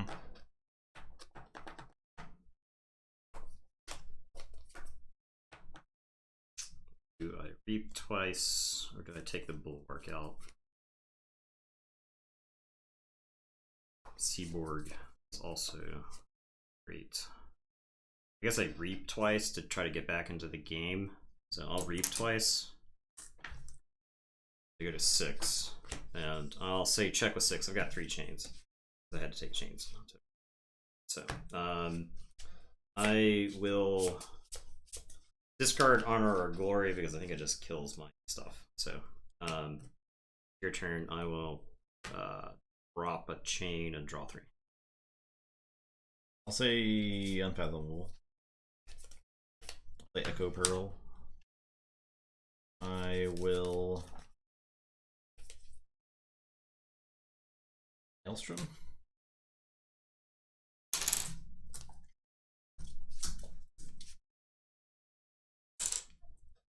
Yeah, it's not even just like Logos artifacts that are the problem with all the effects. There's more effects than that. And how do you just, like open PDF? Cards? With Adobe? You just click them. Double click it.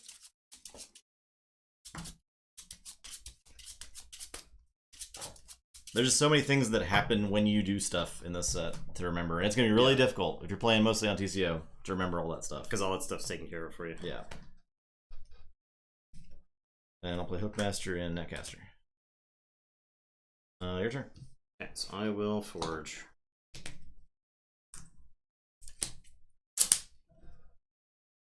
Take care, Vault Boy. Thanks Yeah. for stopping by. I'll see ya. I am gonna say Unfathomable. I'm gonna play Storm Surge, so your opponent's cards get not ready next turn. I'll play Flame Gill and a Kelp, and it is your turn. I'll drop a chain and draw 3. Okay, so I'll forge.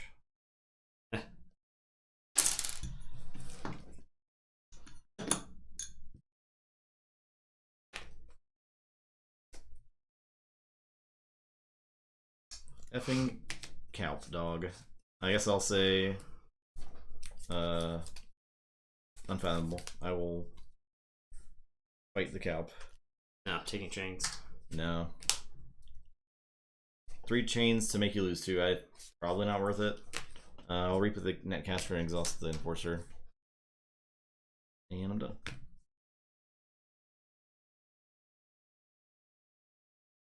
Okay, I am gonna say Starlight, so I'm gonna play Triska and draw.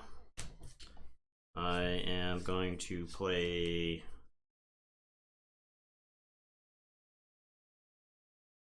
Kirker ready. play. Actually, I'm gonna play Mutagenesis Researcher. I did not draw her off the card draw. I'll play Triska. I knew what my card draw was because of Maelstrom. Play Triska, play Kirker. And then I don't ready. Okay. Kirker, I guess just Reaps then, since you can't use your creatures, and I need Amber to win. Did I forge? I have forged, right? Did I forge? Did somebody say? I don't. Did you forge? Yeah, I had 8. Yeah, I had you did. 8 at You the start. did. Because yeah. Okay. All right. Anyway, drop the chain, drop 2. Go ahead.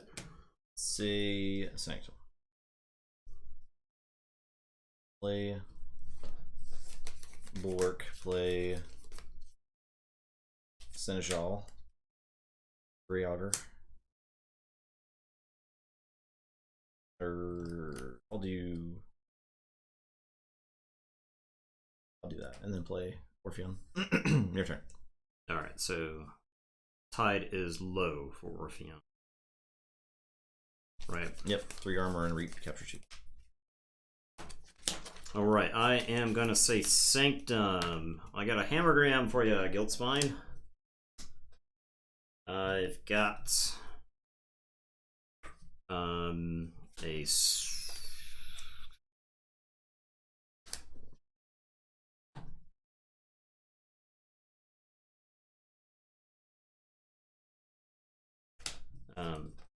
Grand Melee, which kill my Flame Gill and your Hookmaster. I get to capture 1 for the Grand Melee. I'll toss it on to Kirker since he's annoying for you to kill.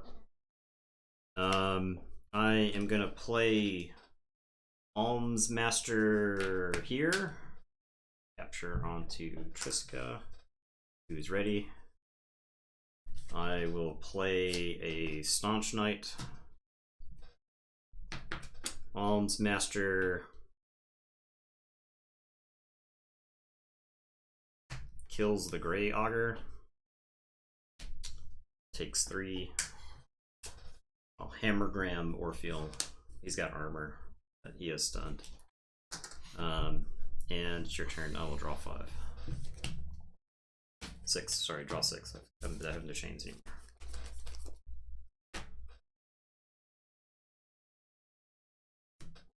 Wow. I would be...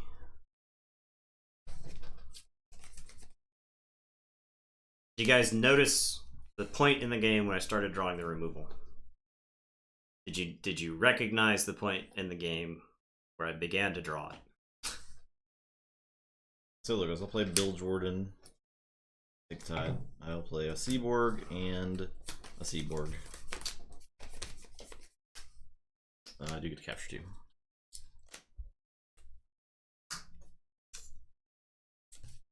Yes, I got yes, you're right. Because I knew how much removal was in this deck because it was all played against me in the first game. Yeah, that's it. Alright. I am going to say Star Alliance. You don't have anything that punishes me on the board as it is right now using my creatures, so I will use them to their fullest. I'm going to use Mutagenesis Researcher to reap. Triska and Kirker to both reap.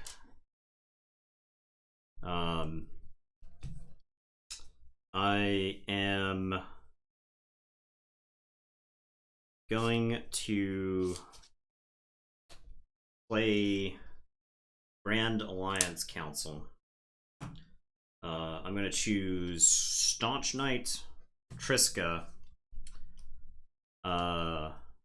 Bill Jordan, I guess. Wait, I'll choose a Seaborg. That's 3 houses, so everything else dies. Triska, Kirker.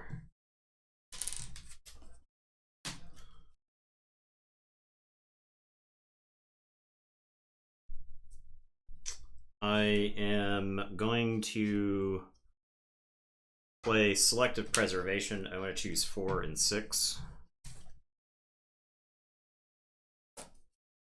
One of the 3 Ember is mine. Give me this. Oh yeah, the one on my Kirker. supposed to go back to you. I am going to play Take 3 Chains for this. I am like effectively chained because I would be holding an extra card. I think it's too good for me to not take the chains here, so I'll take the 3. And I will play together. It's got capture icon, so I'll capture on the Staunch Knight. I will play Larry the Lake, and yes, I know I'm cutting off my Staunch Knight, but I want to leave this open. I can't use a creature this turn, so and then I'll play a Calp. And it is your turn. I will say check with 7. I will drop a chain and draw 4. All right, I'll say Sanctum. I'll play Seneschal. I will play Trial by Water. Reset the tide. To reset it. It cannot be raised until the start of my next turn. And I'm going to Echo Pearl, Staunch Knight. Exhausted, stunned, enraged.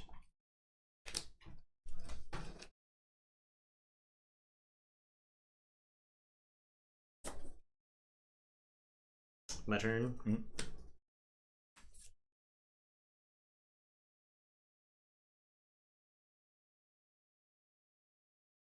I am going to say Star Alliance. Is this Star Alliance or Infallible? I think it's Infallible.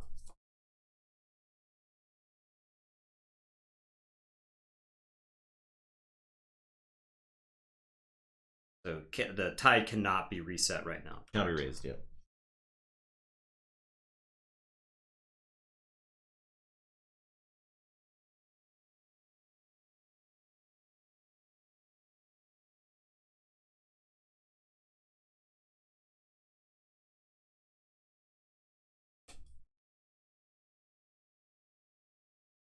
I think I say Star Alliance. I am going to play Kincan. I will play Professor Emeritus Caring. He's going to use a creature. I will reap with Larry. And then Triska's going to reap. And I will say check with 6. I'll drop a chain and draw 2.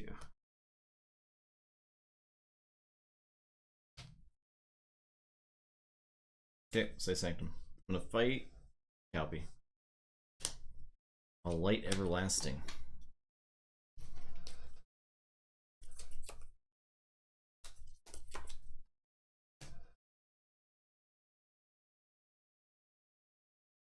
I guess let's get this Grey Augur in. I've done that first. Okay, so you get the fight one. Yeah. I'm done. Keyforge.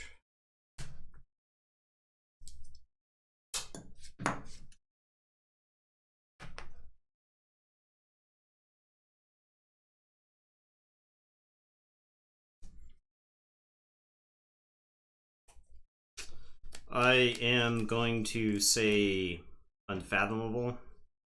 I'm going to take 3 chains to raise the tide. First, I will play. So when I say Unfathomable, Kincan captures or steals one. There are no Unfathomable cards on the table. Okay. Then I will play Abyssal Zealot. Ordering in this set is so important. All right. Then I'll take 3 chains to raise the tide. So the Abyssal Zealot will capture 2. I could capture another 2 with Sargasso, but I am going to play Voloocanth.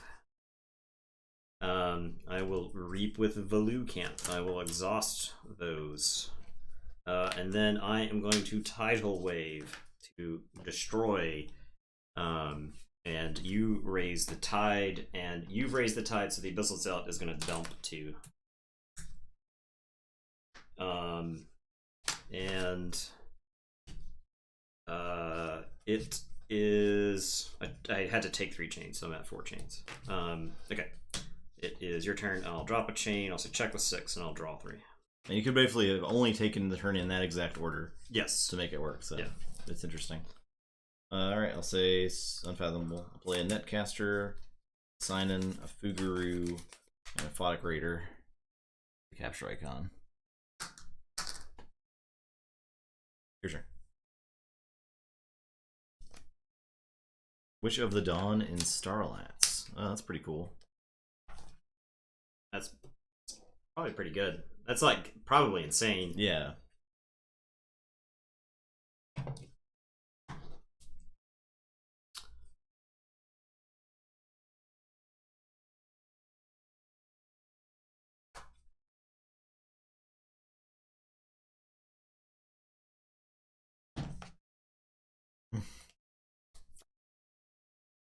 All right, I am going to say Star Alliance. I'm going to play Espion.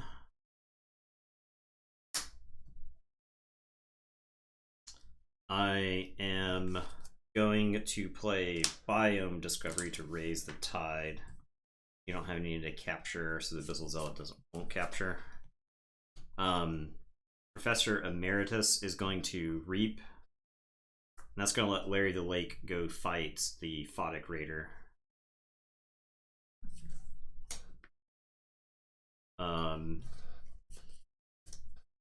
Can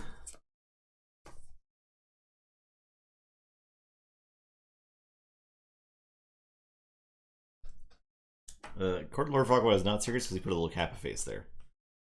Kappa face means not serious.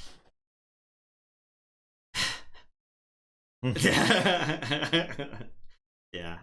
Anyone who's ever used a Kappa emote on Twitch is lying to you. Can That's fine. Now you know. Now you know the language. You've Yeah. learned one more word. one more thing on Twitch. Yeah, one more emote meaning. Do I just fight your stuff? Creature with Espion. Oh yeah. I guess that would be Velucanth. I'll exhaust all three of yours. Yeah, that's much better. And then I'll just reap twice then, since your creatures can't do anything. Alright, let's say check with 10. That's your turn. I will drop a chain and draw 2. Others.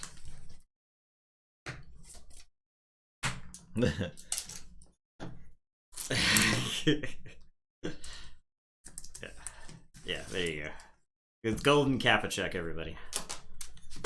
Golden Kappa check. I assume if a deck has a creature that is Mavericked that can be an evil twin, if that deck's evil twin has that creature in it, it'll be its evil twins version. Yeah, yes. Right? I would think I so. don't know if that's happened yet though, right? That's kind of rare. I know there was an evil twin deck that had a Maverick in it, or a Legacy Maverick in it, or something like that, but that would mean that but it was not an evil twin, right? Because it was a Legacy card. But the evil twin would have the Legacy Maverick in it as well. That is really cool looking. That is the coolest thing you can have in Keyforge. It has happened. All right, Frau. You're on Frau. I'm on Frau. You're on Doctor. Wait, what? No, you're on Doctor.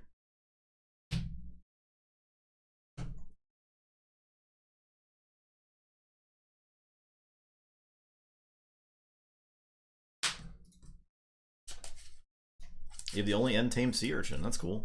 Oh, that's badass. So far. But yeah. So if you had the evil twin version of that deck, there would be an evil twin untamed sea urchin. urchin. Yeah. Saurian Chelonia evil twin looking. Ooh, sweet. Yeah, I saw the somebody had a Sanctum Chelonia on Twitter, I believe. Mortivis. Yeah, Mortivis had that, which is pretty cool.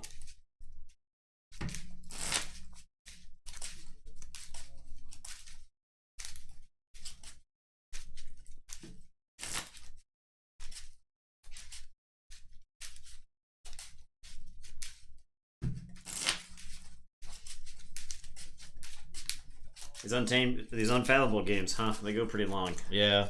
I mean, it's not. I mean, we play 6 games, right? Like 6 games usually takes more than 2 hours, so I feel like these aren't going as long as they could be going, or like as long as some of the other games we've played. That's true. What's the evil twin rate? We got like I think 8 or 9 out of 100, which is average. Yeah, it seems to be supposed about to be 1 in 12. It's supposed to be 1 in 12. We got several boxes with none. We got 1 box with 3, so it's like, you know. It seems like the evil twins do come in the same box, and that's probably just a distribution thing. It's probably just The same thing that gave us 72 disc decks is giving you 3 evil twins in the same box. I think more than 3 of our boxes had none. I'm gonna say. Yeah. Well, we did not open an evil twin for the last week. Yeah. It was like we opened 4 or 5 in like our first couple of boxes from Canada, and then all of the local boxes, none of those had like evil twins in them. We had some. I think it was like I think it was like only 1 or 2. Yeah, it wasn't that many. But it was like 2/3 of the decks that we have came from local, and we only opened like 1 or 2 in there. So you had boxcars, you were definitely going first. 5 out of 48. I feel like that's pretty good.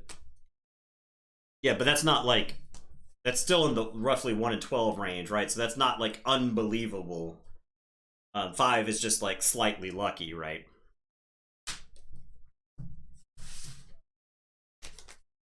Good lord.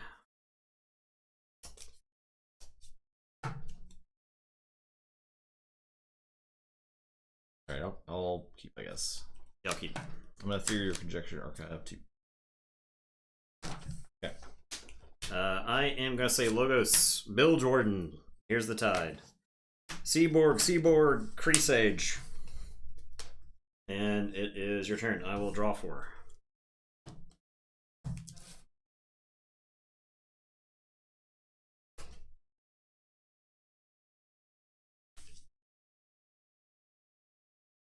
Say Saurian. Pick up the archive. Play Reach Advantage. Raise the Tide. I will play Physicus Felix, Exalt Bill Jordan. Ostracize the Bill Jordan. And I'll play Paraguardian.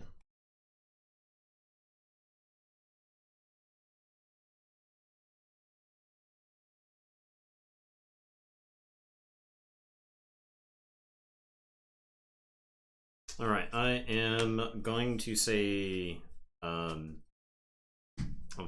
I'll play Fuguru, and I'm going to Wrath or Ruin. I get to capture 1. I'll put it on Creasage, and I will destroy a flank creature, Paraguardian. There's no sense in bouncing the Physicus Felix. It's your turn. I will draw 2. Say Unfathomable. I'll play Portal. Go Archive. I will Recusals Chant to exhaust all creatures. I'll play Hookmaster and Sign. Your turn. So I'll draw 1 less.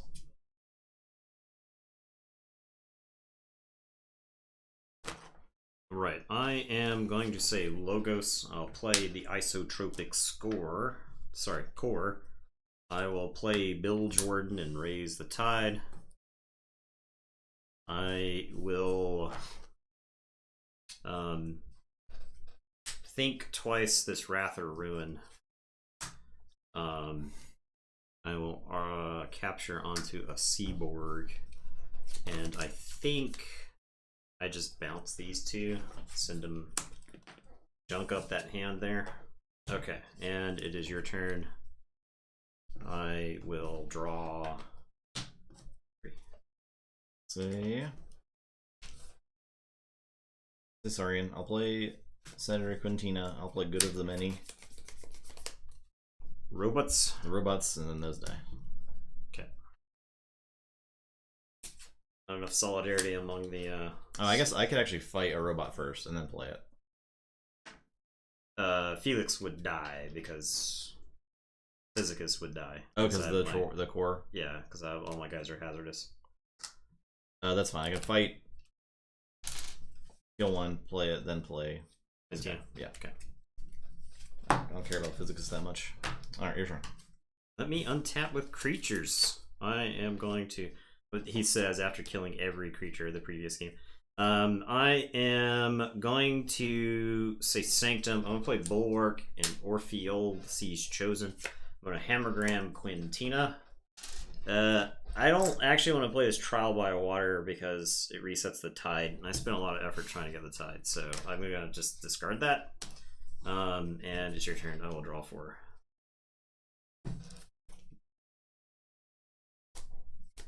I'll say Logos. With Static Charge there. I'm gonna play Sweven, and then I'm gonna BDQ both. Everything? Yeah. Your turn. Okay, I am going to say Sanctum. I am going to play Great Augur. I am going to play Light Everlasting. Play the Orpheal.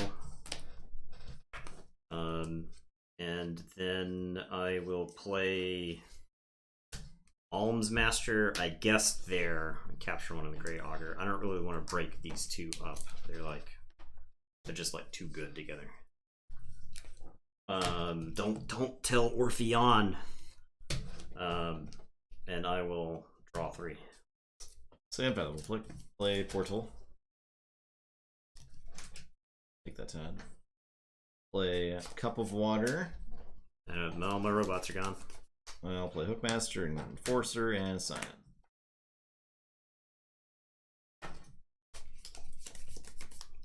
Orpheal just gives me 3. It's so tempting. It's so tempting. It's so good and so tempting. Oh, this Wrath of Ruin is purged. Okay.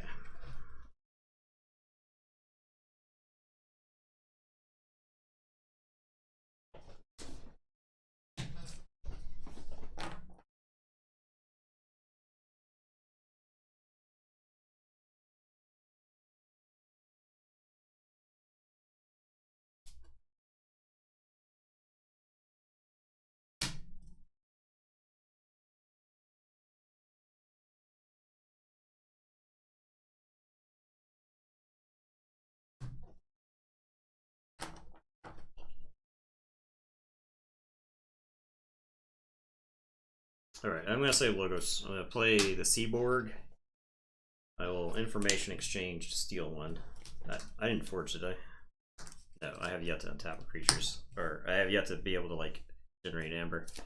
I am going to think twice.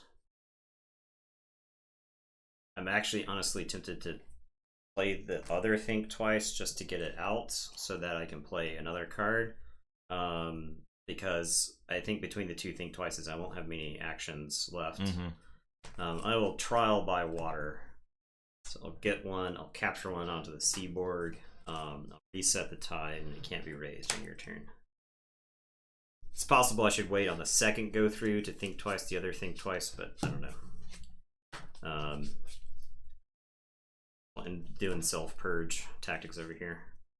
Alright, it's your turn. I will draw. Alright, I'll say Unfathomable. We're gonna fight the Alms Master. Okay, take 5.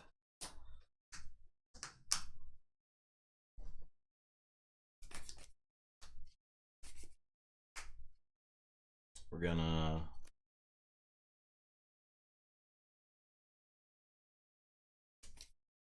fight the Orpheal. Take 4.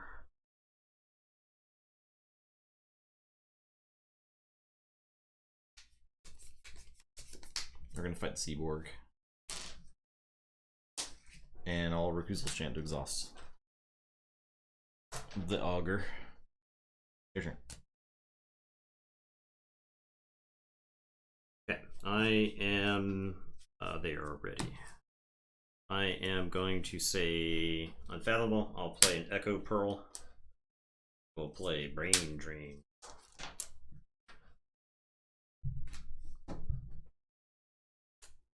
I'll put the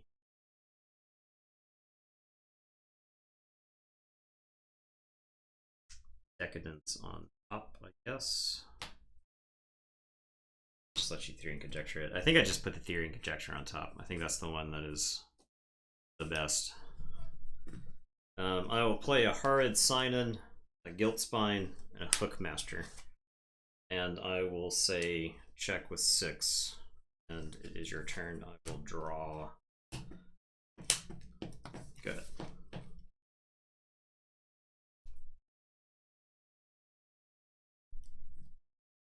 Alright, I'll say Saurian. I'll play Gladiodontus.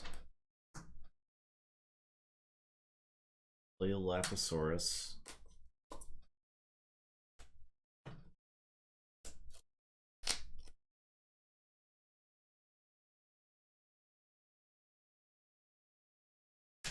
I'll Decadence to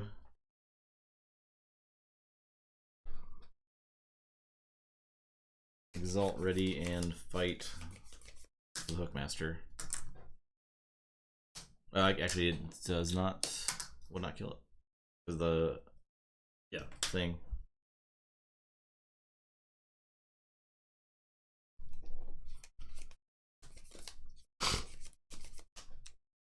Isotropic core would kill it. Yep. I will fight the Netcaster. I'll play White Clear. You want it.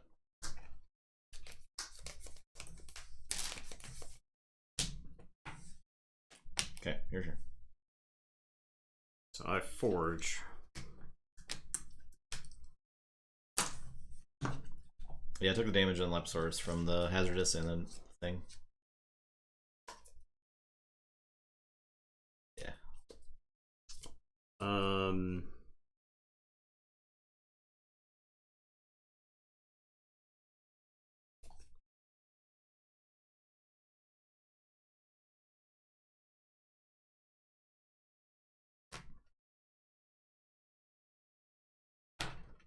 Guess I say unfallible here. I am going to play Tomwa of the Glow. I will play Photic Raider and capture one on the hard sign, and then the Photic Raider will capture two. I will Echo Pearl the Hookmaster. Actually, it doesn't. It's so wounded. Whatever. I'll Echo Pearl the Hookmaster. And then I will just reap twice with these two infallible creatures. And it is your turn. I will draw two.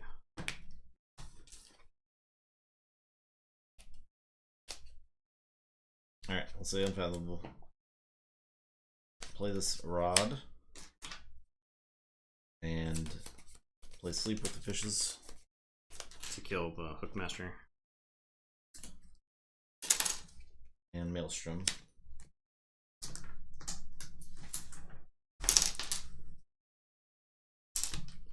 These won't matter. Will be drawn. You got chains.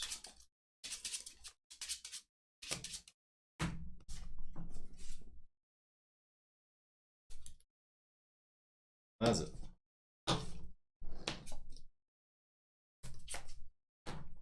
Okay, I am going to say Sanctum.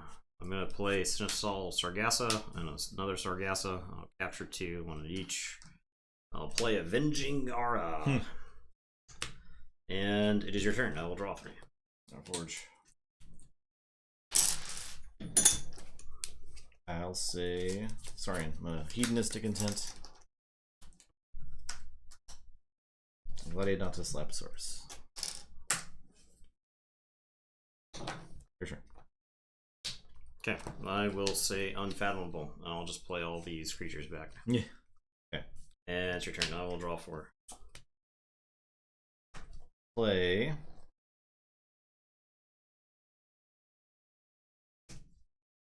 Logos. Play Philo. Play Science. An Ethereal Conjecture to play the top card of the deck. Seaborg. I'm going to draw a card. I will play Data Forge and gain 2. Play Swevin. Your turn. Okay, gonna say Unfathomable.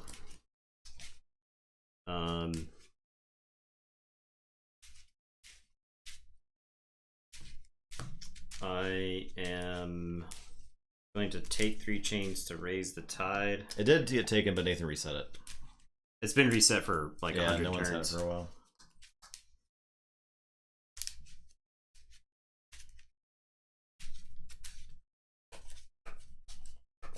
I'm gonna Reap with Guilt Spine, and I'm gonna exhaust the Seaborg. I'm gonna Reap with Tamwa, and I'll exhaust the Lapisaurus. I've got the draw too.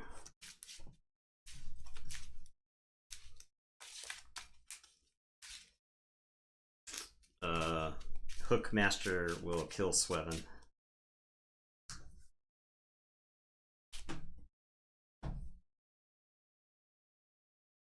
Arid Sinon is going to Reap. I'm gonna play Guilt Spine Netcaster and Fodder Greater, who will capture. And I'll just capture on the Fodder Greater. I will discard this Maelstrom. And I'll drop a chain, but I won't draw any. I'll say check with 7, and it's your turn.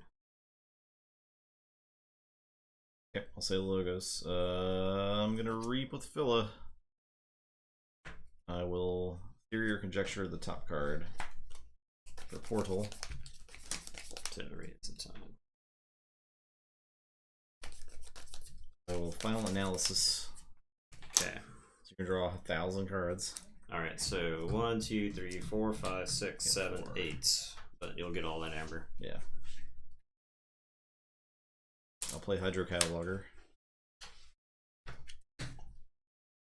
Should be lost, not captured in the last amber. Oh, yeah, you're right. Sorry. From the Hookmaster. Hookmaster destroyed it when it fought Sweven, so yeah. There was nothing to capture at that point. Okay. I'm done.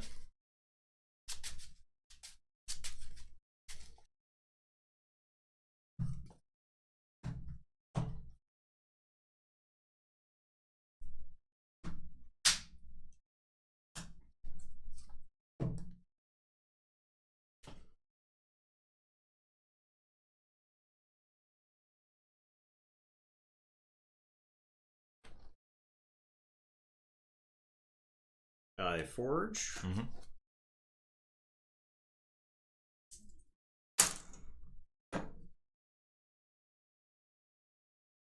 I will say Sanctum. I will play Dry the River. I will play Avenging Aura. I will play Orpheon, Orpheol, Grey Augur, Seneschal. Capture these two here and here. And it is your turn. Every deck wants to just kill every creature every turn. That's just how you need to win these games. You'll Forge. Okay. Say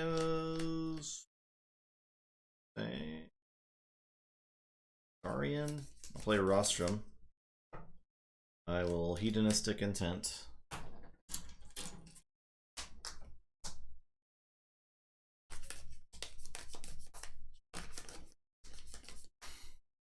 I can't play a creature because you just fight very efficiently. So I'm going to discard Quintina.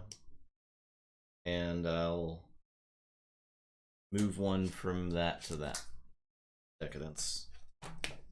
Your turn. I guess I say Sanctum. I take 3 chains to raise the tide. That'll let me capture 2. I'll capture it onto Sargasso, and then I'll Reap 4 times.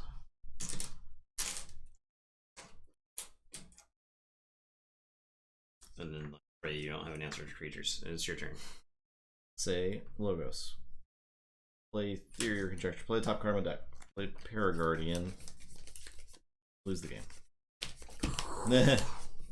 Oh wait, no, I can't. I can. You can raise the tide. Okay, yeah. so I can play.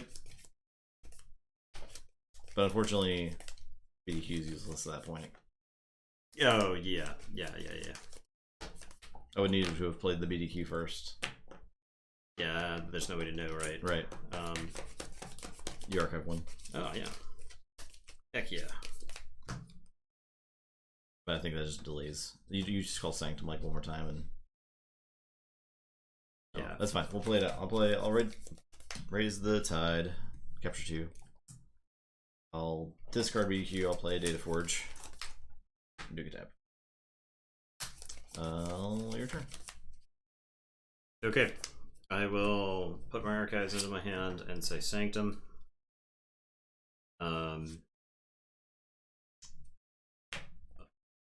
I will take 3 chains to raise the tide.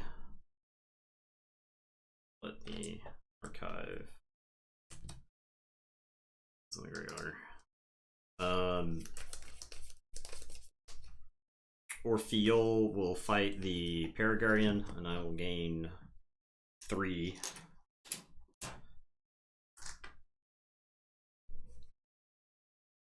Orpheon will reap.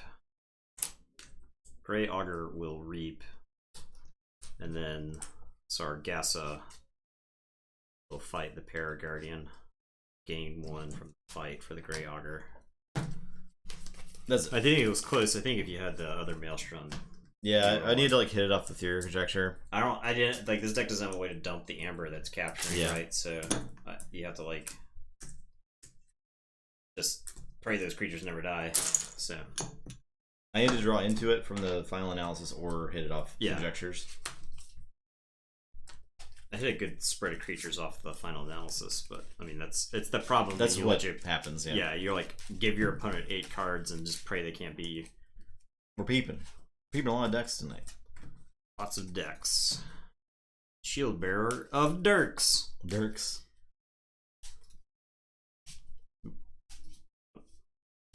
Trying to cheer our own channel. How embarrassing. First to lasts. You only have 2 first or last decks. Numquid to go with the Grand Melees and the first or last. I feel like you just wipe the board every turn with Sanctum. No Urians to go with the Larrys or the Shoulder Armors though. I feel like that's like a great way to close out the game when you've got like somebody who can just reap for 4 and you're just like killing the table every turn, right? You got Ambermancy with Reaper So. What other that's pretty power counters? No other power counters? Unless there's Summon Shadows. You have Mookling though. Mookling's double Jackie Tar. Yeah. Double Trickle Down. Trickle Down's pretty good. Trickle Down's very good. Loot or pillages to steal or capture. A double Mookling is good when you've got capture. You can give your opponent a bunch of amber back and then play like the Mookling. That's kind of like dumping capture amber, right? Yeah. That's a good way to do it. The taxing is real good with capturing. So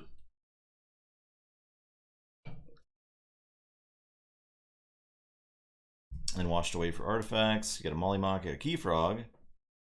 Infighting to trigger your own Key Frog. Yep. Yeah.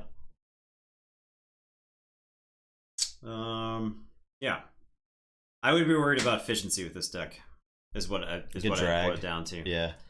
Because I think a lot of the faster Dark Tidings decks are going to blow this one away. Right? You can keep the board clear and you can play the Amber game as well. But I get a feeling like Logos and Star Alliance might be faster. Those decks that are just playing 4 or 5 cards a turn, and you're just like, I'll use my stuff, play 3 cards or whatever, play 2 cards, do some stuff on the board, and they're just like blazing through their deck, and it's just gonna catch up to you, right? Yeah. Not to say you can't win those matchups because kill the stuff they play. Exactly. If you capture their amber, tax them. You play 1 card, you blow up 5 cards. Yeah. That makes up for the fact that your opponent is drawing more cards than you, right? So. Mookling with Wall, yeah, that's a good combo. That is a good combo. That is very good. I think we have a deck or 2 like that. Yeah. Which is sweet. I mean, Hadros Wall's a great card. I'm actually really glad it was reprinted. Me too. As much as it makes for board situations. It's another one of those cards where it's like, without TCO, you better know. You make mistakes. Yeah, you better know that those creatures are higher power. Yeah. Okay, this is the last game? Oh, I get whelmed Belinda again? Yeah. Oh, and you're getting... You're getting a lot of gas tonight. A lot of the gas. This makes up. What's the standing?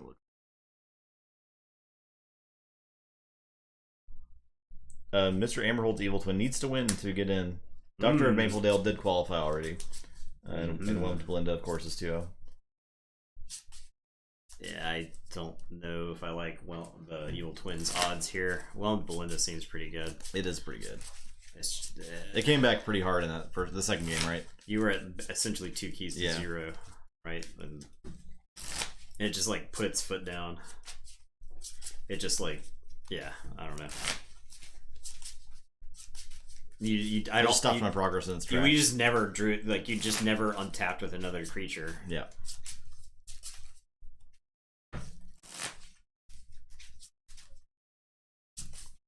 I don't know how this deck deals with that. When I opened and played that deck, I lost to just a board. Yeah. We had like similar boards. I mean, it can play the Amber game pretty well. Yeah, I mean it's got the ceiling and stuff too. Yeah, sea urchins are. So it might be okay. It's got a path to victory, I think. Play effects are good against board wipes. Getting reset. What's up, Keyforge Alchemist? Hello.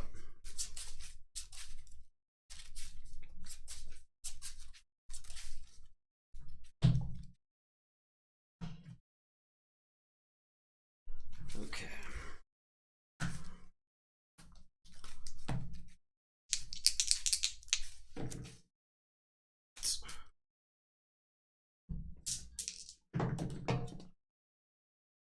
Six.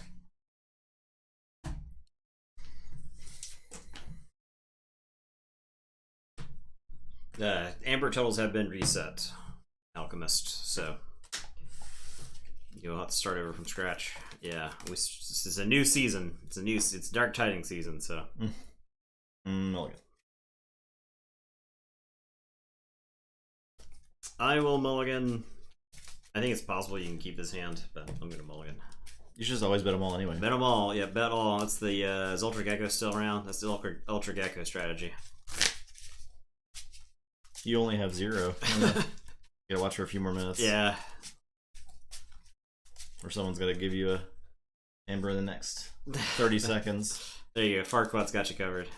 27 seconds. Bet. Up arrow. Up arrow, enter. Up. Go back to your previous command. There you go. Bet it all. Let it ride. You're in.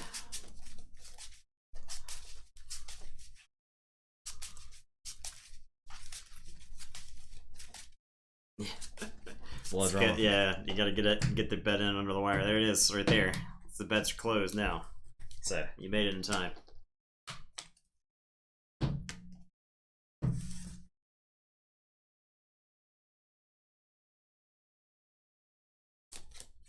This deck has Teresa, right? Yes. Well, this one does. I don't know if that one does. Okay, this one does not.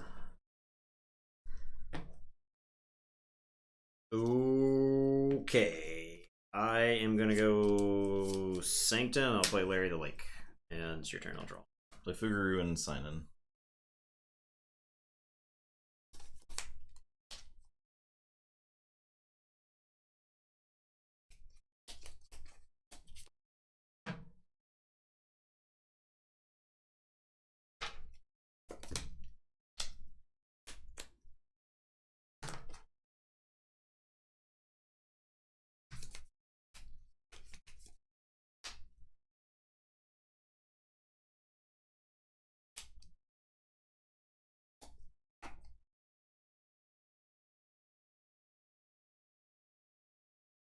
Naba's Fuguru?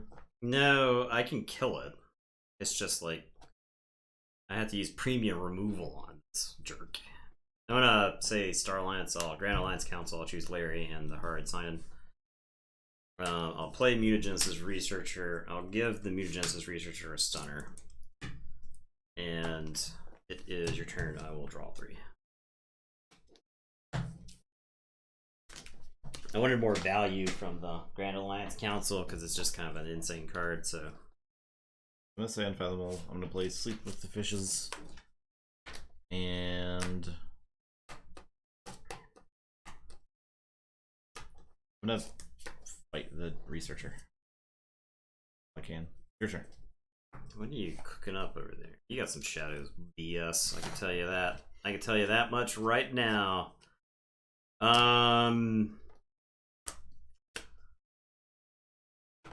Okay, I'll say Unfathomable. I'll play a Volcamp, and I will play Portal. Raise the Tide for myself, and I will draw 2. Good. Very exciting that you got your box. Hey.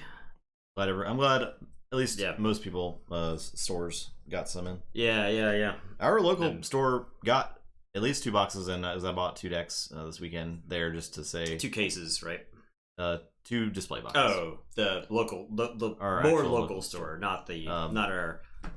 But no one there knows, or I don't know of anyone that plays Keyforge or that buys Keyforge from them.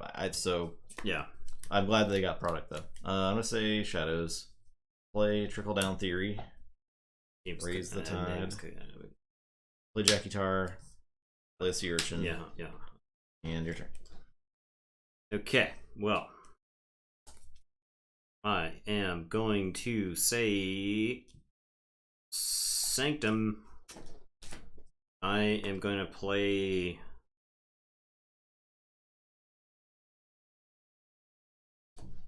first or last. I'm going to purge the lowest power creature.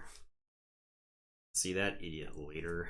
I'm going to discard Honor or Glory because I don't need it to kill Jackie Tar. I will play Alms Master. Capture. I will play Numquid and do a damage to Jackie Tar and kill, and then Larry's gonna reap. And it is your turn. I will draw 4. Okay, I'll play Wacy and Kirker. Your turn.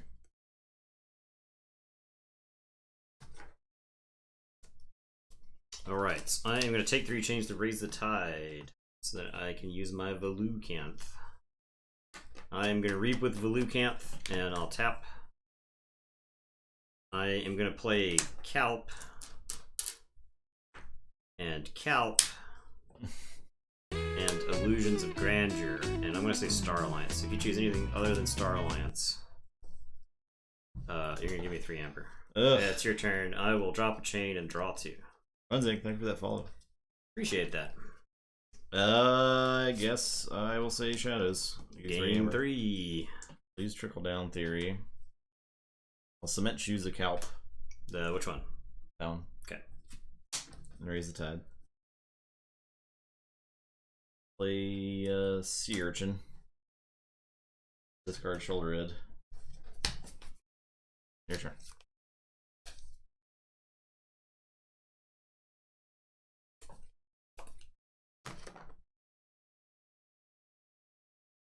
Okay, I am going to say Star Alliance. I am going to play a Kirker.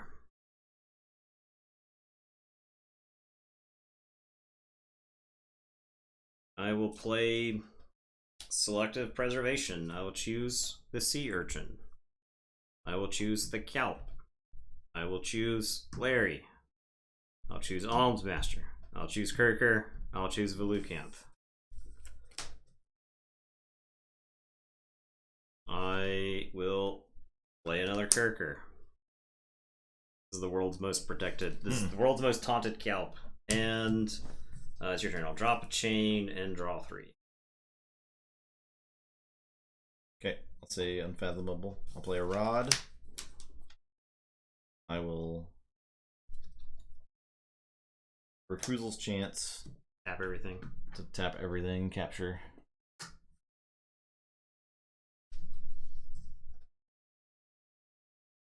I'll play Aquatic Raider, capture 2. And then I'll discard this Netcaster. Your turn.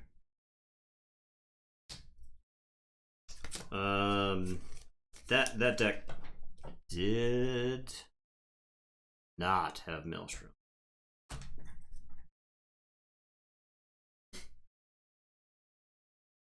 Did not have Maelstrom. I'm gonna say Unfathomable. I am going to take 3 chains to raise the tide. I will play a Flame Gill Enforcer and a Horrid Sign-In. I'm gonna Tidal Wave, blow them up, and you'll get the tide back.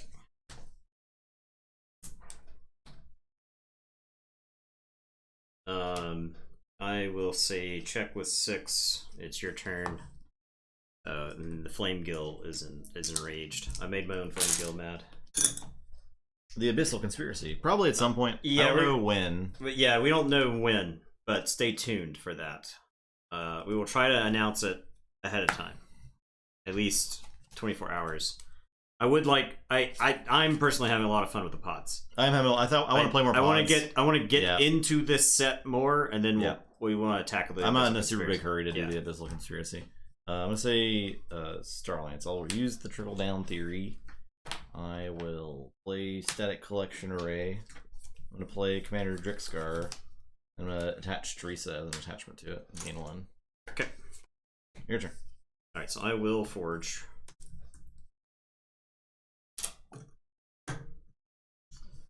I am going to say Starlance. I'm going to play Biome Discovery to raise the tide. I am going to play Professor Emeritus Caring, who's going to let me reap with the Velucanth, exhaust Drixker. It's going to let me use the Alms Master, who's going to reap the Kirkers. They're just going to reap. And then I will play a Kincan. And it is your turn. I will drop a chain and draw 3. So Shadows. I'm going to Cement Shoes the Kelp. With the Tide. I will Hornswoggle. You don't have anything to swoggle. No. I'm going to Ransom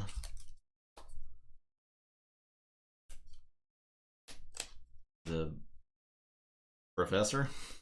It's pretty good. It's insane. Okay. I'm done. Okay.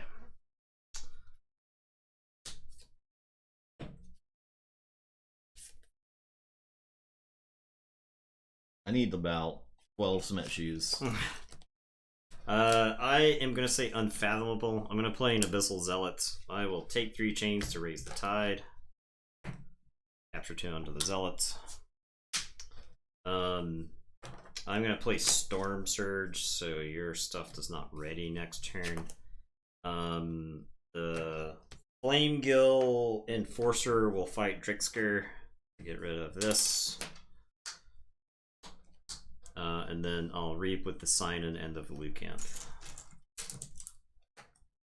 To put me to 7. I will say check with 7 is your turn. Okay. Ready everything. Drop chain and draw 2. Starlance, I'll use the theory. I will play at Kincan. I will Evil Shield You later on the Enforcer. I am done. Okay, so I will forge.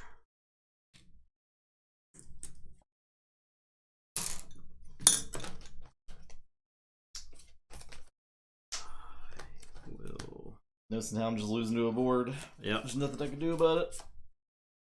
Nope. How often will we see this happen? No readying. True.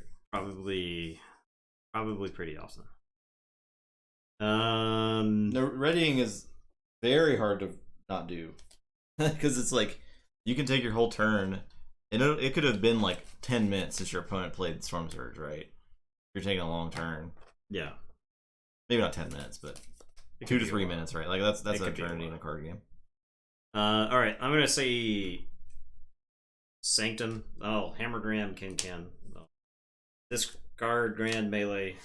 Oh, Hammergram, my Professor Caring, just to let them know that we don't negotiate with terrorists. And I will play General Salvador.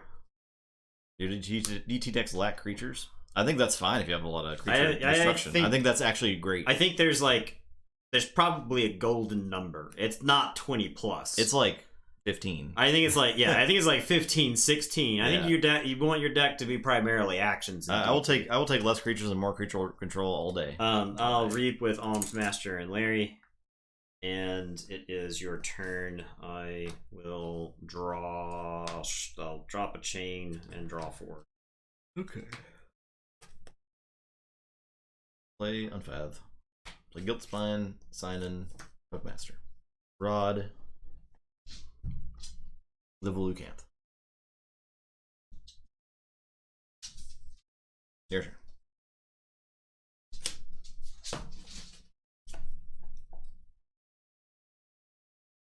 Alright, I am going to say Star Alliance. I'm going to play Rocketeer Triska, who's got a draw icon.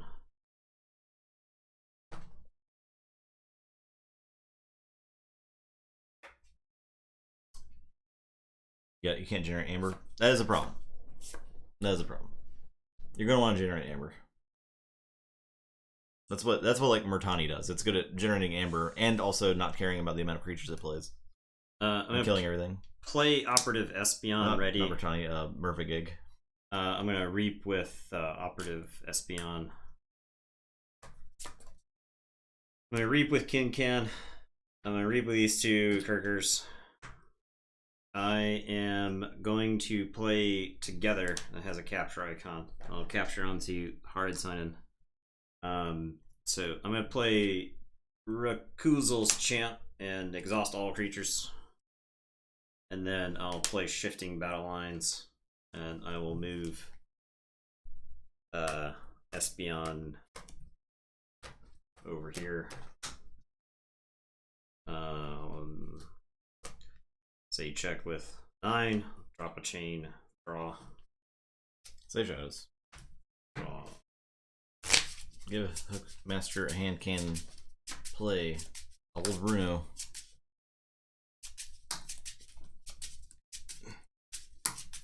You want to use your trickle down? Use my trickle down first. I'm done.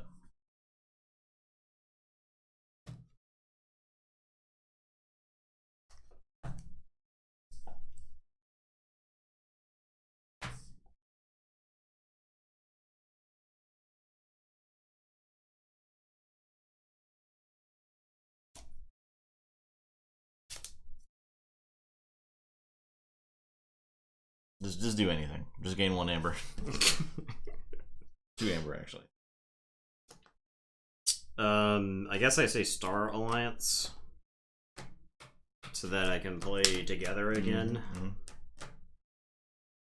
I'll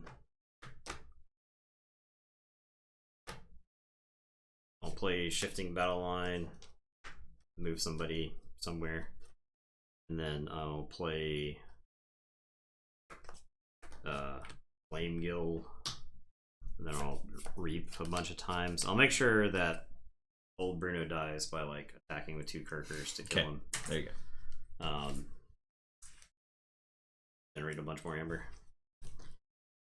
Yep. You're going to kill your opponent's stuff. Board wipes. Or ideally put that on top of their deck. Yeah. Or ideally take all 3 houses of creatures that they have in play and then put them on the top of their deck in a random order.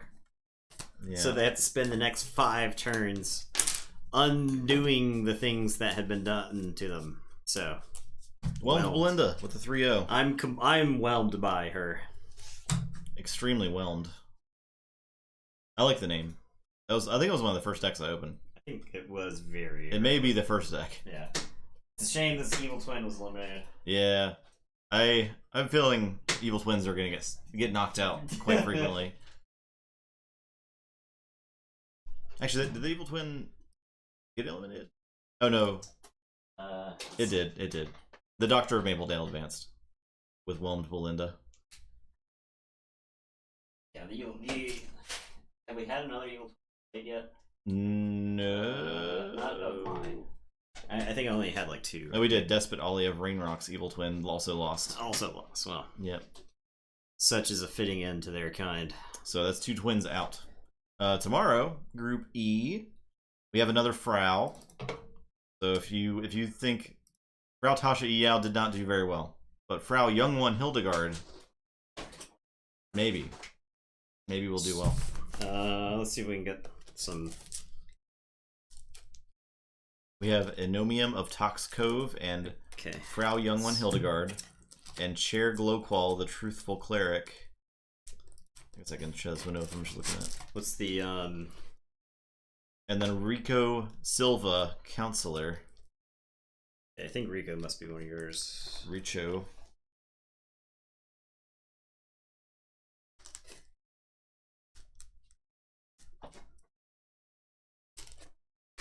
I'm getting into the decks that we open.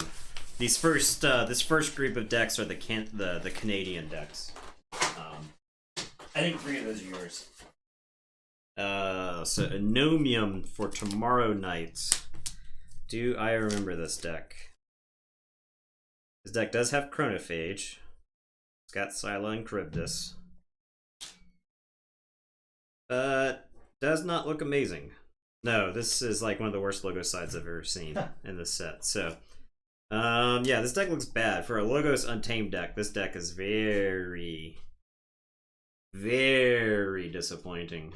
So, it's got some like solid cards like a Thin the Herd, Reap and Sow, and the Fittest and whatnot, but not a lot of Amber control. You might say there is 1 Amber control card in this deck. I'm still looking for Richo Silva. No. Richo Silva? Not mine. Could be like a banger Evil Twin. Well, if it's an Evil Twin of like a mediocre deck, right, the Evil Twin isn't going to suddenly be magically better than mediocre, right? Because the Evil Twins are just different. They're not like way better. So, if it's an amazing, like if there's an Evil Twin for something like Merva Gig, then I could see it being also good, right? Because it's already got a nice core of like really solid actions, and so the Evil Twin creatures just kind of amplify that, perhaps. I mean, it depends on which creatures in it could be Evil Twins. So I don't have this deck. Rico? Yeah. Did you just grab a random deck name? It's possible that I effed up when I copied it, yeah. Oh, I got it. Okay, alright. JK. Okay. This is a Starline's Unfathomable Shadows deck. Okay. Oh, it's a Hings and Gross deck. Oh, ooh. So They are real good. Yeah. Oh, it's got Matter Maker in it. Does it get to do anything cool with Matter Maker? It can under pressure Matter Maker. Oh, this is the Rooftop Library deck. Ooh. Ah, that's exciting. Oh, yes. Ooh. There's no Triska, unfortunately. Rocketeer. There's no Rocketeer Triska to go with Hings and Gross. That's a combo to look for, by the way, everybody. Hings and Gross with a Rocketeer Triska is actually a good is something to look for. This has Rooftop Library, and it's got Nova Archaeologist, which is a scientist. Eddie's a scientist. Ah, okay. I think I remember that deck from pretty early. This deck does have Brend. It's got Borrow. I'm going to borrow that Rooftop Library. It's also got Epic Quest. Don't borrow my Epic Quest. I'm gonna borrow your Epic Quest or your Rooftop Laboratory. Huh. There's nothing you can do to stop me. Yeah. Anyway, this is actually cool stuff. Looking like tomorrow nights.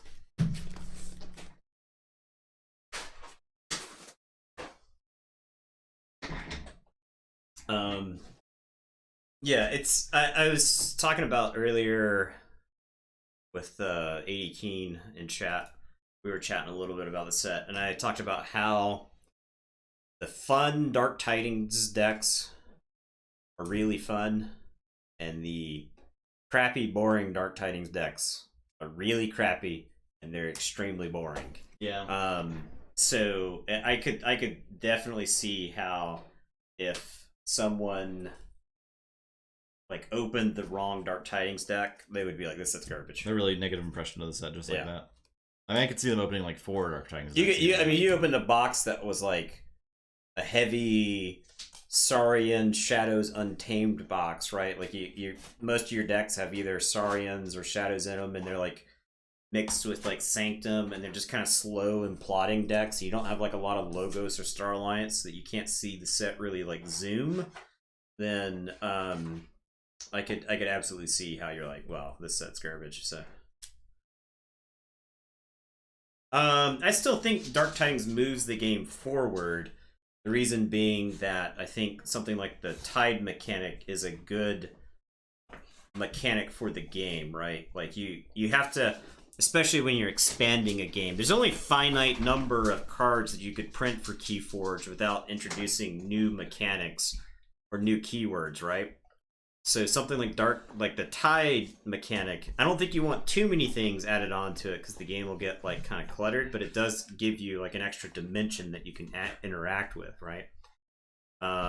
So yeah, that's what I think. Plus, it seems like there's a lot of there's a lot of synergies cross-house in this set that I felt like was really lacking in Mass Mutations. There's like a little bit of power counter across synergy too. There's a little bit of like use other houses in Star Alliance. Yeah, Star Alliance just has Star Alliance had that in Worlds Collide, but there's like way more of it. Yeah, in this set. But there's Unity or Discord's an action that does it, which is great. There's the creature that makes a thing, and I love the synergies with making your creatures their houses to like the Alliance Council. Right. So that would be my line of thought, is that Mass Mutations in a lot of ways felt like steps back. So yeah. So I think that's a dumb ruling. I think at some point there'll be a cap for it, right? Because what they've essentially done is they've allowed you as a player to be able to pick an infinite amount of chains at any point in the game, right? So it's only a matter of time before something is abusable. There's going to be a situation or some deck something like that comes up. I could see in other games you have to take a meaningful action to advance the game. On your turn, you can't just say I go, I pass. You have to like pick a meaningful action, right? So what you've got now is in a time situation, right, where both players are like trying to play for time. You can just take a if your turn could be, you cannot lose the game based off the cards in your hand. So you go, my turn, I take 3 chains, and I pass it back to you. I raise the tide. Although taking nothing and doing nothing in Keyforge is a reasonable action for your turn. Yeah, well, I'm just saying. But you could do something like that now. Mm-hmm. Or it could be like a situation where your opponent... I could see situations where if you have, you don't want to draw your deck. You want to leave your discard pile. Yeah, that's actually... This is a good point, too. So then you want to exhume something next turn. You've got Infernus. You've got Infernus, you've got Exhume, you've got Light Everlasting. You have something that interacts with your discard pile. You've got Think Twice. And you're like, crap, I'm going to draw too many cards. I will suddenly take 15 chains, and I will not draw 3 cards. Yeah. I think there's very narrow cases where that will win you the game. But the ability to do that just out of seemingly nowhere, because you're taking the tide action, like that doesn't really make sense to me. Right. So I think it's something that should be changed. And honestly, it feels like a rule made by somebody who doesn't play the game. Which I would say the time rules are made by people who don't play the game. Yep. And it's like an arbitrary thing. It's like an interesting interaction, but like otherwise you have to like the tide considered raised again for your opponent?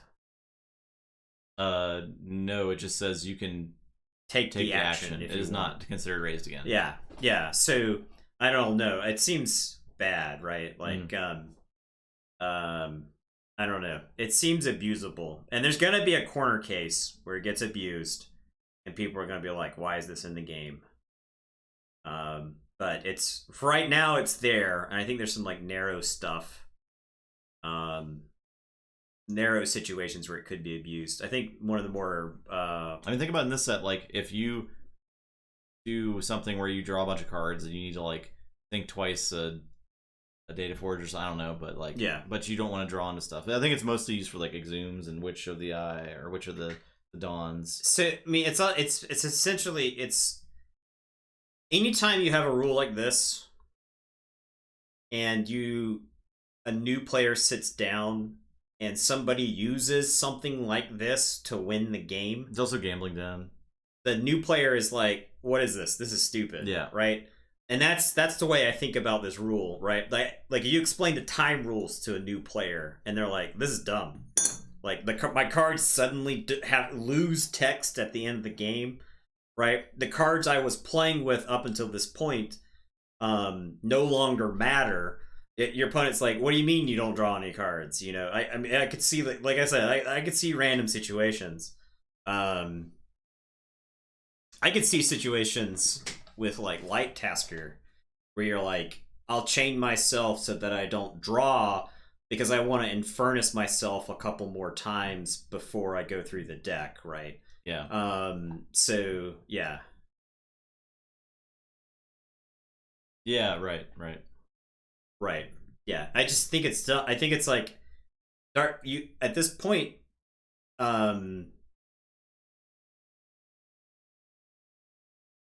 I don't think Gambling Den could be like an issue, right? Yeah. Because you could especially with like the right key cheats in your deck and stuff like that, you could engineer a situation where you never draw another card the rest of the game and you just Gambling Den a bunch of times, right? And I don't even think the Tide card should be in play unless there's a Dark Tidings deck involved. Yeah, or you have a Velucanth from Worlds Collide. I don't even think if your Worlds Collide deck has a Velucanth, you should have a Tide card. Really? Yeah. You think because it functions the same way it functioned in Worlds Collide? Yeah. Where there's no mention of the Tide. And if you're playing against Dark Tidings deck, then you have the Tide in play. Like it doesn't, right? So it doesn't matter. Yeah. Yeah, I don't know. The difference is like the opponent could counterplay. We'll add it to the backlog at this point, right? Like, just keep your eye on that rule, right? Yeah, it's one of those where it's like throw it on the pile of the rules that don't make any sense. Yeah, throw it on the Archimedes pile. You know, wait till it gets fixed. So yeah, I mean, I would say of all the games we've played, there may have been like 4 where it could have mattered. The Archimedes one, not the Archimedes. This one. I think there are very rare situations where we would want to chain ourselves, and I think we have said stuff to the similar effect. I know. In AOA, like, I wish I wasn't drawing my deck right now. Yeah, in AOA, I know there were times where I was like, man, I really wish I could just exhume next turn with my full discard pile. Yeah. Like it's one of those things that might be more powerful for specific decks. Like some deck stock goes up, some deck stock, and I'm not saying rush out there and buy like exhume decks, but as I post 18 exhume decks to decks of Keyforge or something, you know. So yeah, Mass Mutation Rad Painting, same thing, right? You could chain your if you've got like what if you have a triple Rad Penny deck? Here we go. This is a Dark Tidings interaction. You maelstrom a bunch of your shadow stuff, you chain yourself so you don't draw it, and you play Ransack. Oh yeah, imagine that scenario. That's actually that is possible in the set, right? You can archive Ransack, you can put Ransack somewhere, and you maelstrom like 6 shadows creatures, and then you've already got some chains from the maelstrom. You raise enough so that you don't actually draw for the turn, and then you Ransack that pile away, right? So now is that worth chaining yourself so you never draw again in the game? I don't know. It could win a game, right? Maybe. Let's say you're both on your first key, like you both forged your first key, you're both threatening your second key, and you take the opponent's entire second key away, right? So I mean, if it's at the end of the game, I think that's probably a very reasonable line of play to take. I think it's very hard to. Yeah, because everyone's confused. Basically, there was a ruling that said you can take the Omni action on the low tide no matter what position the tide is on in the English rules. That's what it says. Yeah. So at any point in the game, you can just take 3 chains a bunch of times. Chain yourself up to 24 chains if you want. So you can basically choose not to draw for your turn. Like if you have 2 cards in hand and you chain yourself up to 24, you don't draw any cards. So there are situations where that is advantageous to do. Yeah. And it just doesn't make sense as to why you should be able to do that. Yeah. Because otherwise the rules would prevent it. And it's like suddenly introduced now. Yep. So, and like I said, I think most 99 out of 100 games, you're gonna have probably situations. more than that. Yeah, it could probably even be smaller than that. That's why I was saying, of all the games we've played, very few of them this would actually matter. However, knowing that rule and knowing like you could find yourself in a situation where it would suddenly matter. Andres, I would feel bad. I would feel weird doing that on a stream game. Like I wouldn't like doing that. But like if we have to do it to win the game, if it's a rule and it exists, and if it's a competitive rule, it exists. It has a competitive application. You have to use it. Yeah. I mean, that is the nature. So of we'll see if games. we hit a point where that actually matters, but it's there now. And I mean, it reminds me of like the biometrics backup change, right? Like we had to play it wasn't the way biometrics backup was intended, but we had to play it the way it was written for a long time. So, yeah. All right. Anyway, I think we're done here. Yeah. Thanks for watching. We'll be back tomorrow night with another pod. This pod, in fact. The pod that we have on the table already. It'll probably sit here until tomorrow. Actually, I need to move it because I'll probably end up working out of here tomorrow. But yeah. So there you go. There's our stuff. Thanks everybody for stopping by. Thanks for the support. A ton of support tonight. Yeah. Thank you so much. So it's all good stuff. Very cool. So and you're gonna get sweet outro artwork. Yep. All right. Enjoy. Ready. Goodbye. There you go.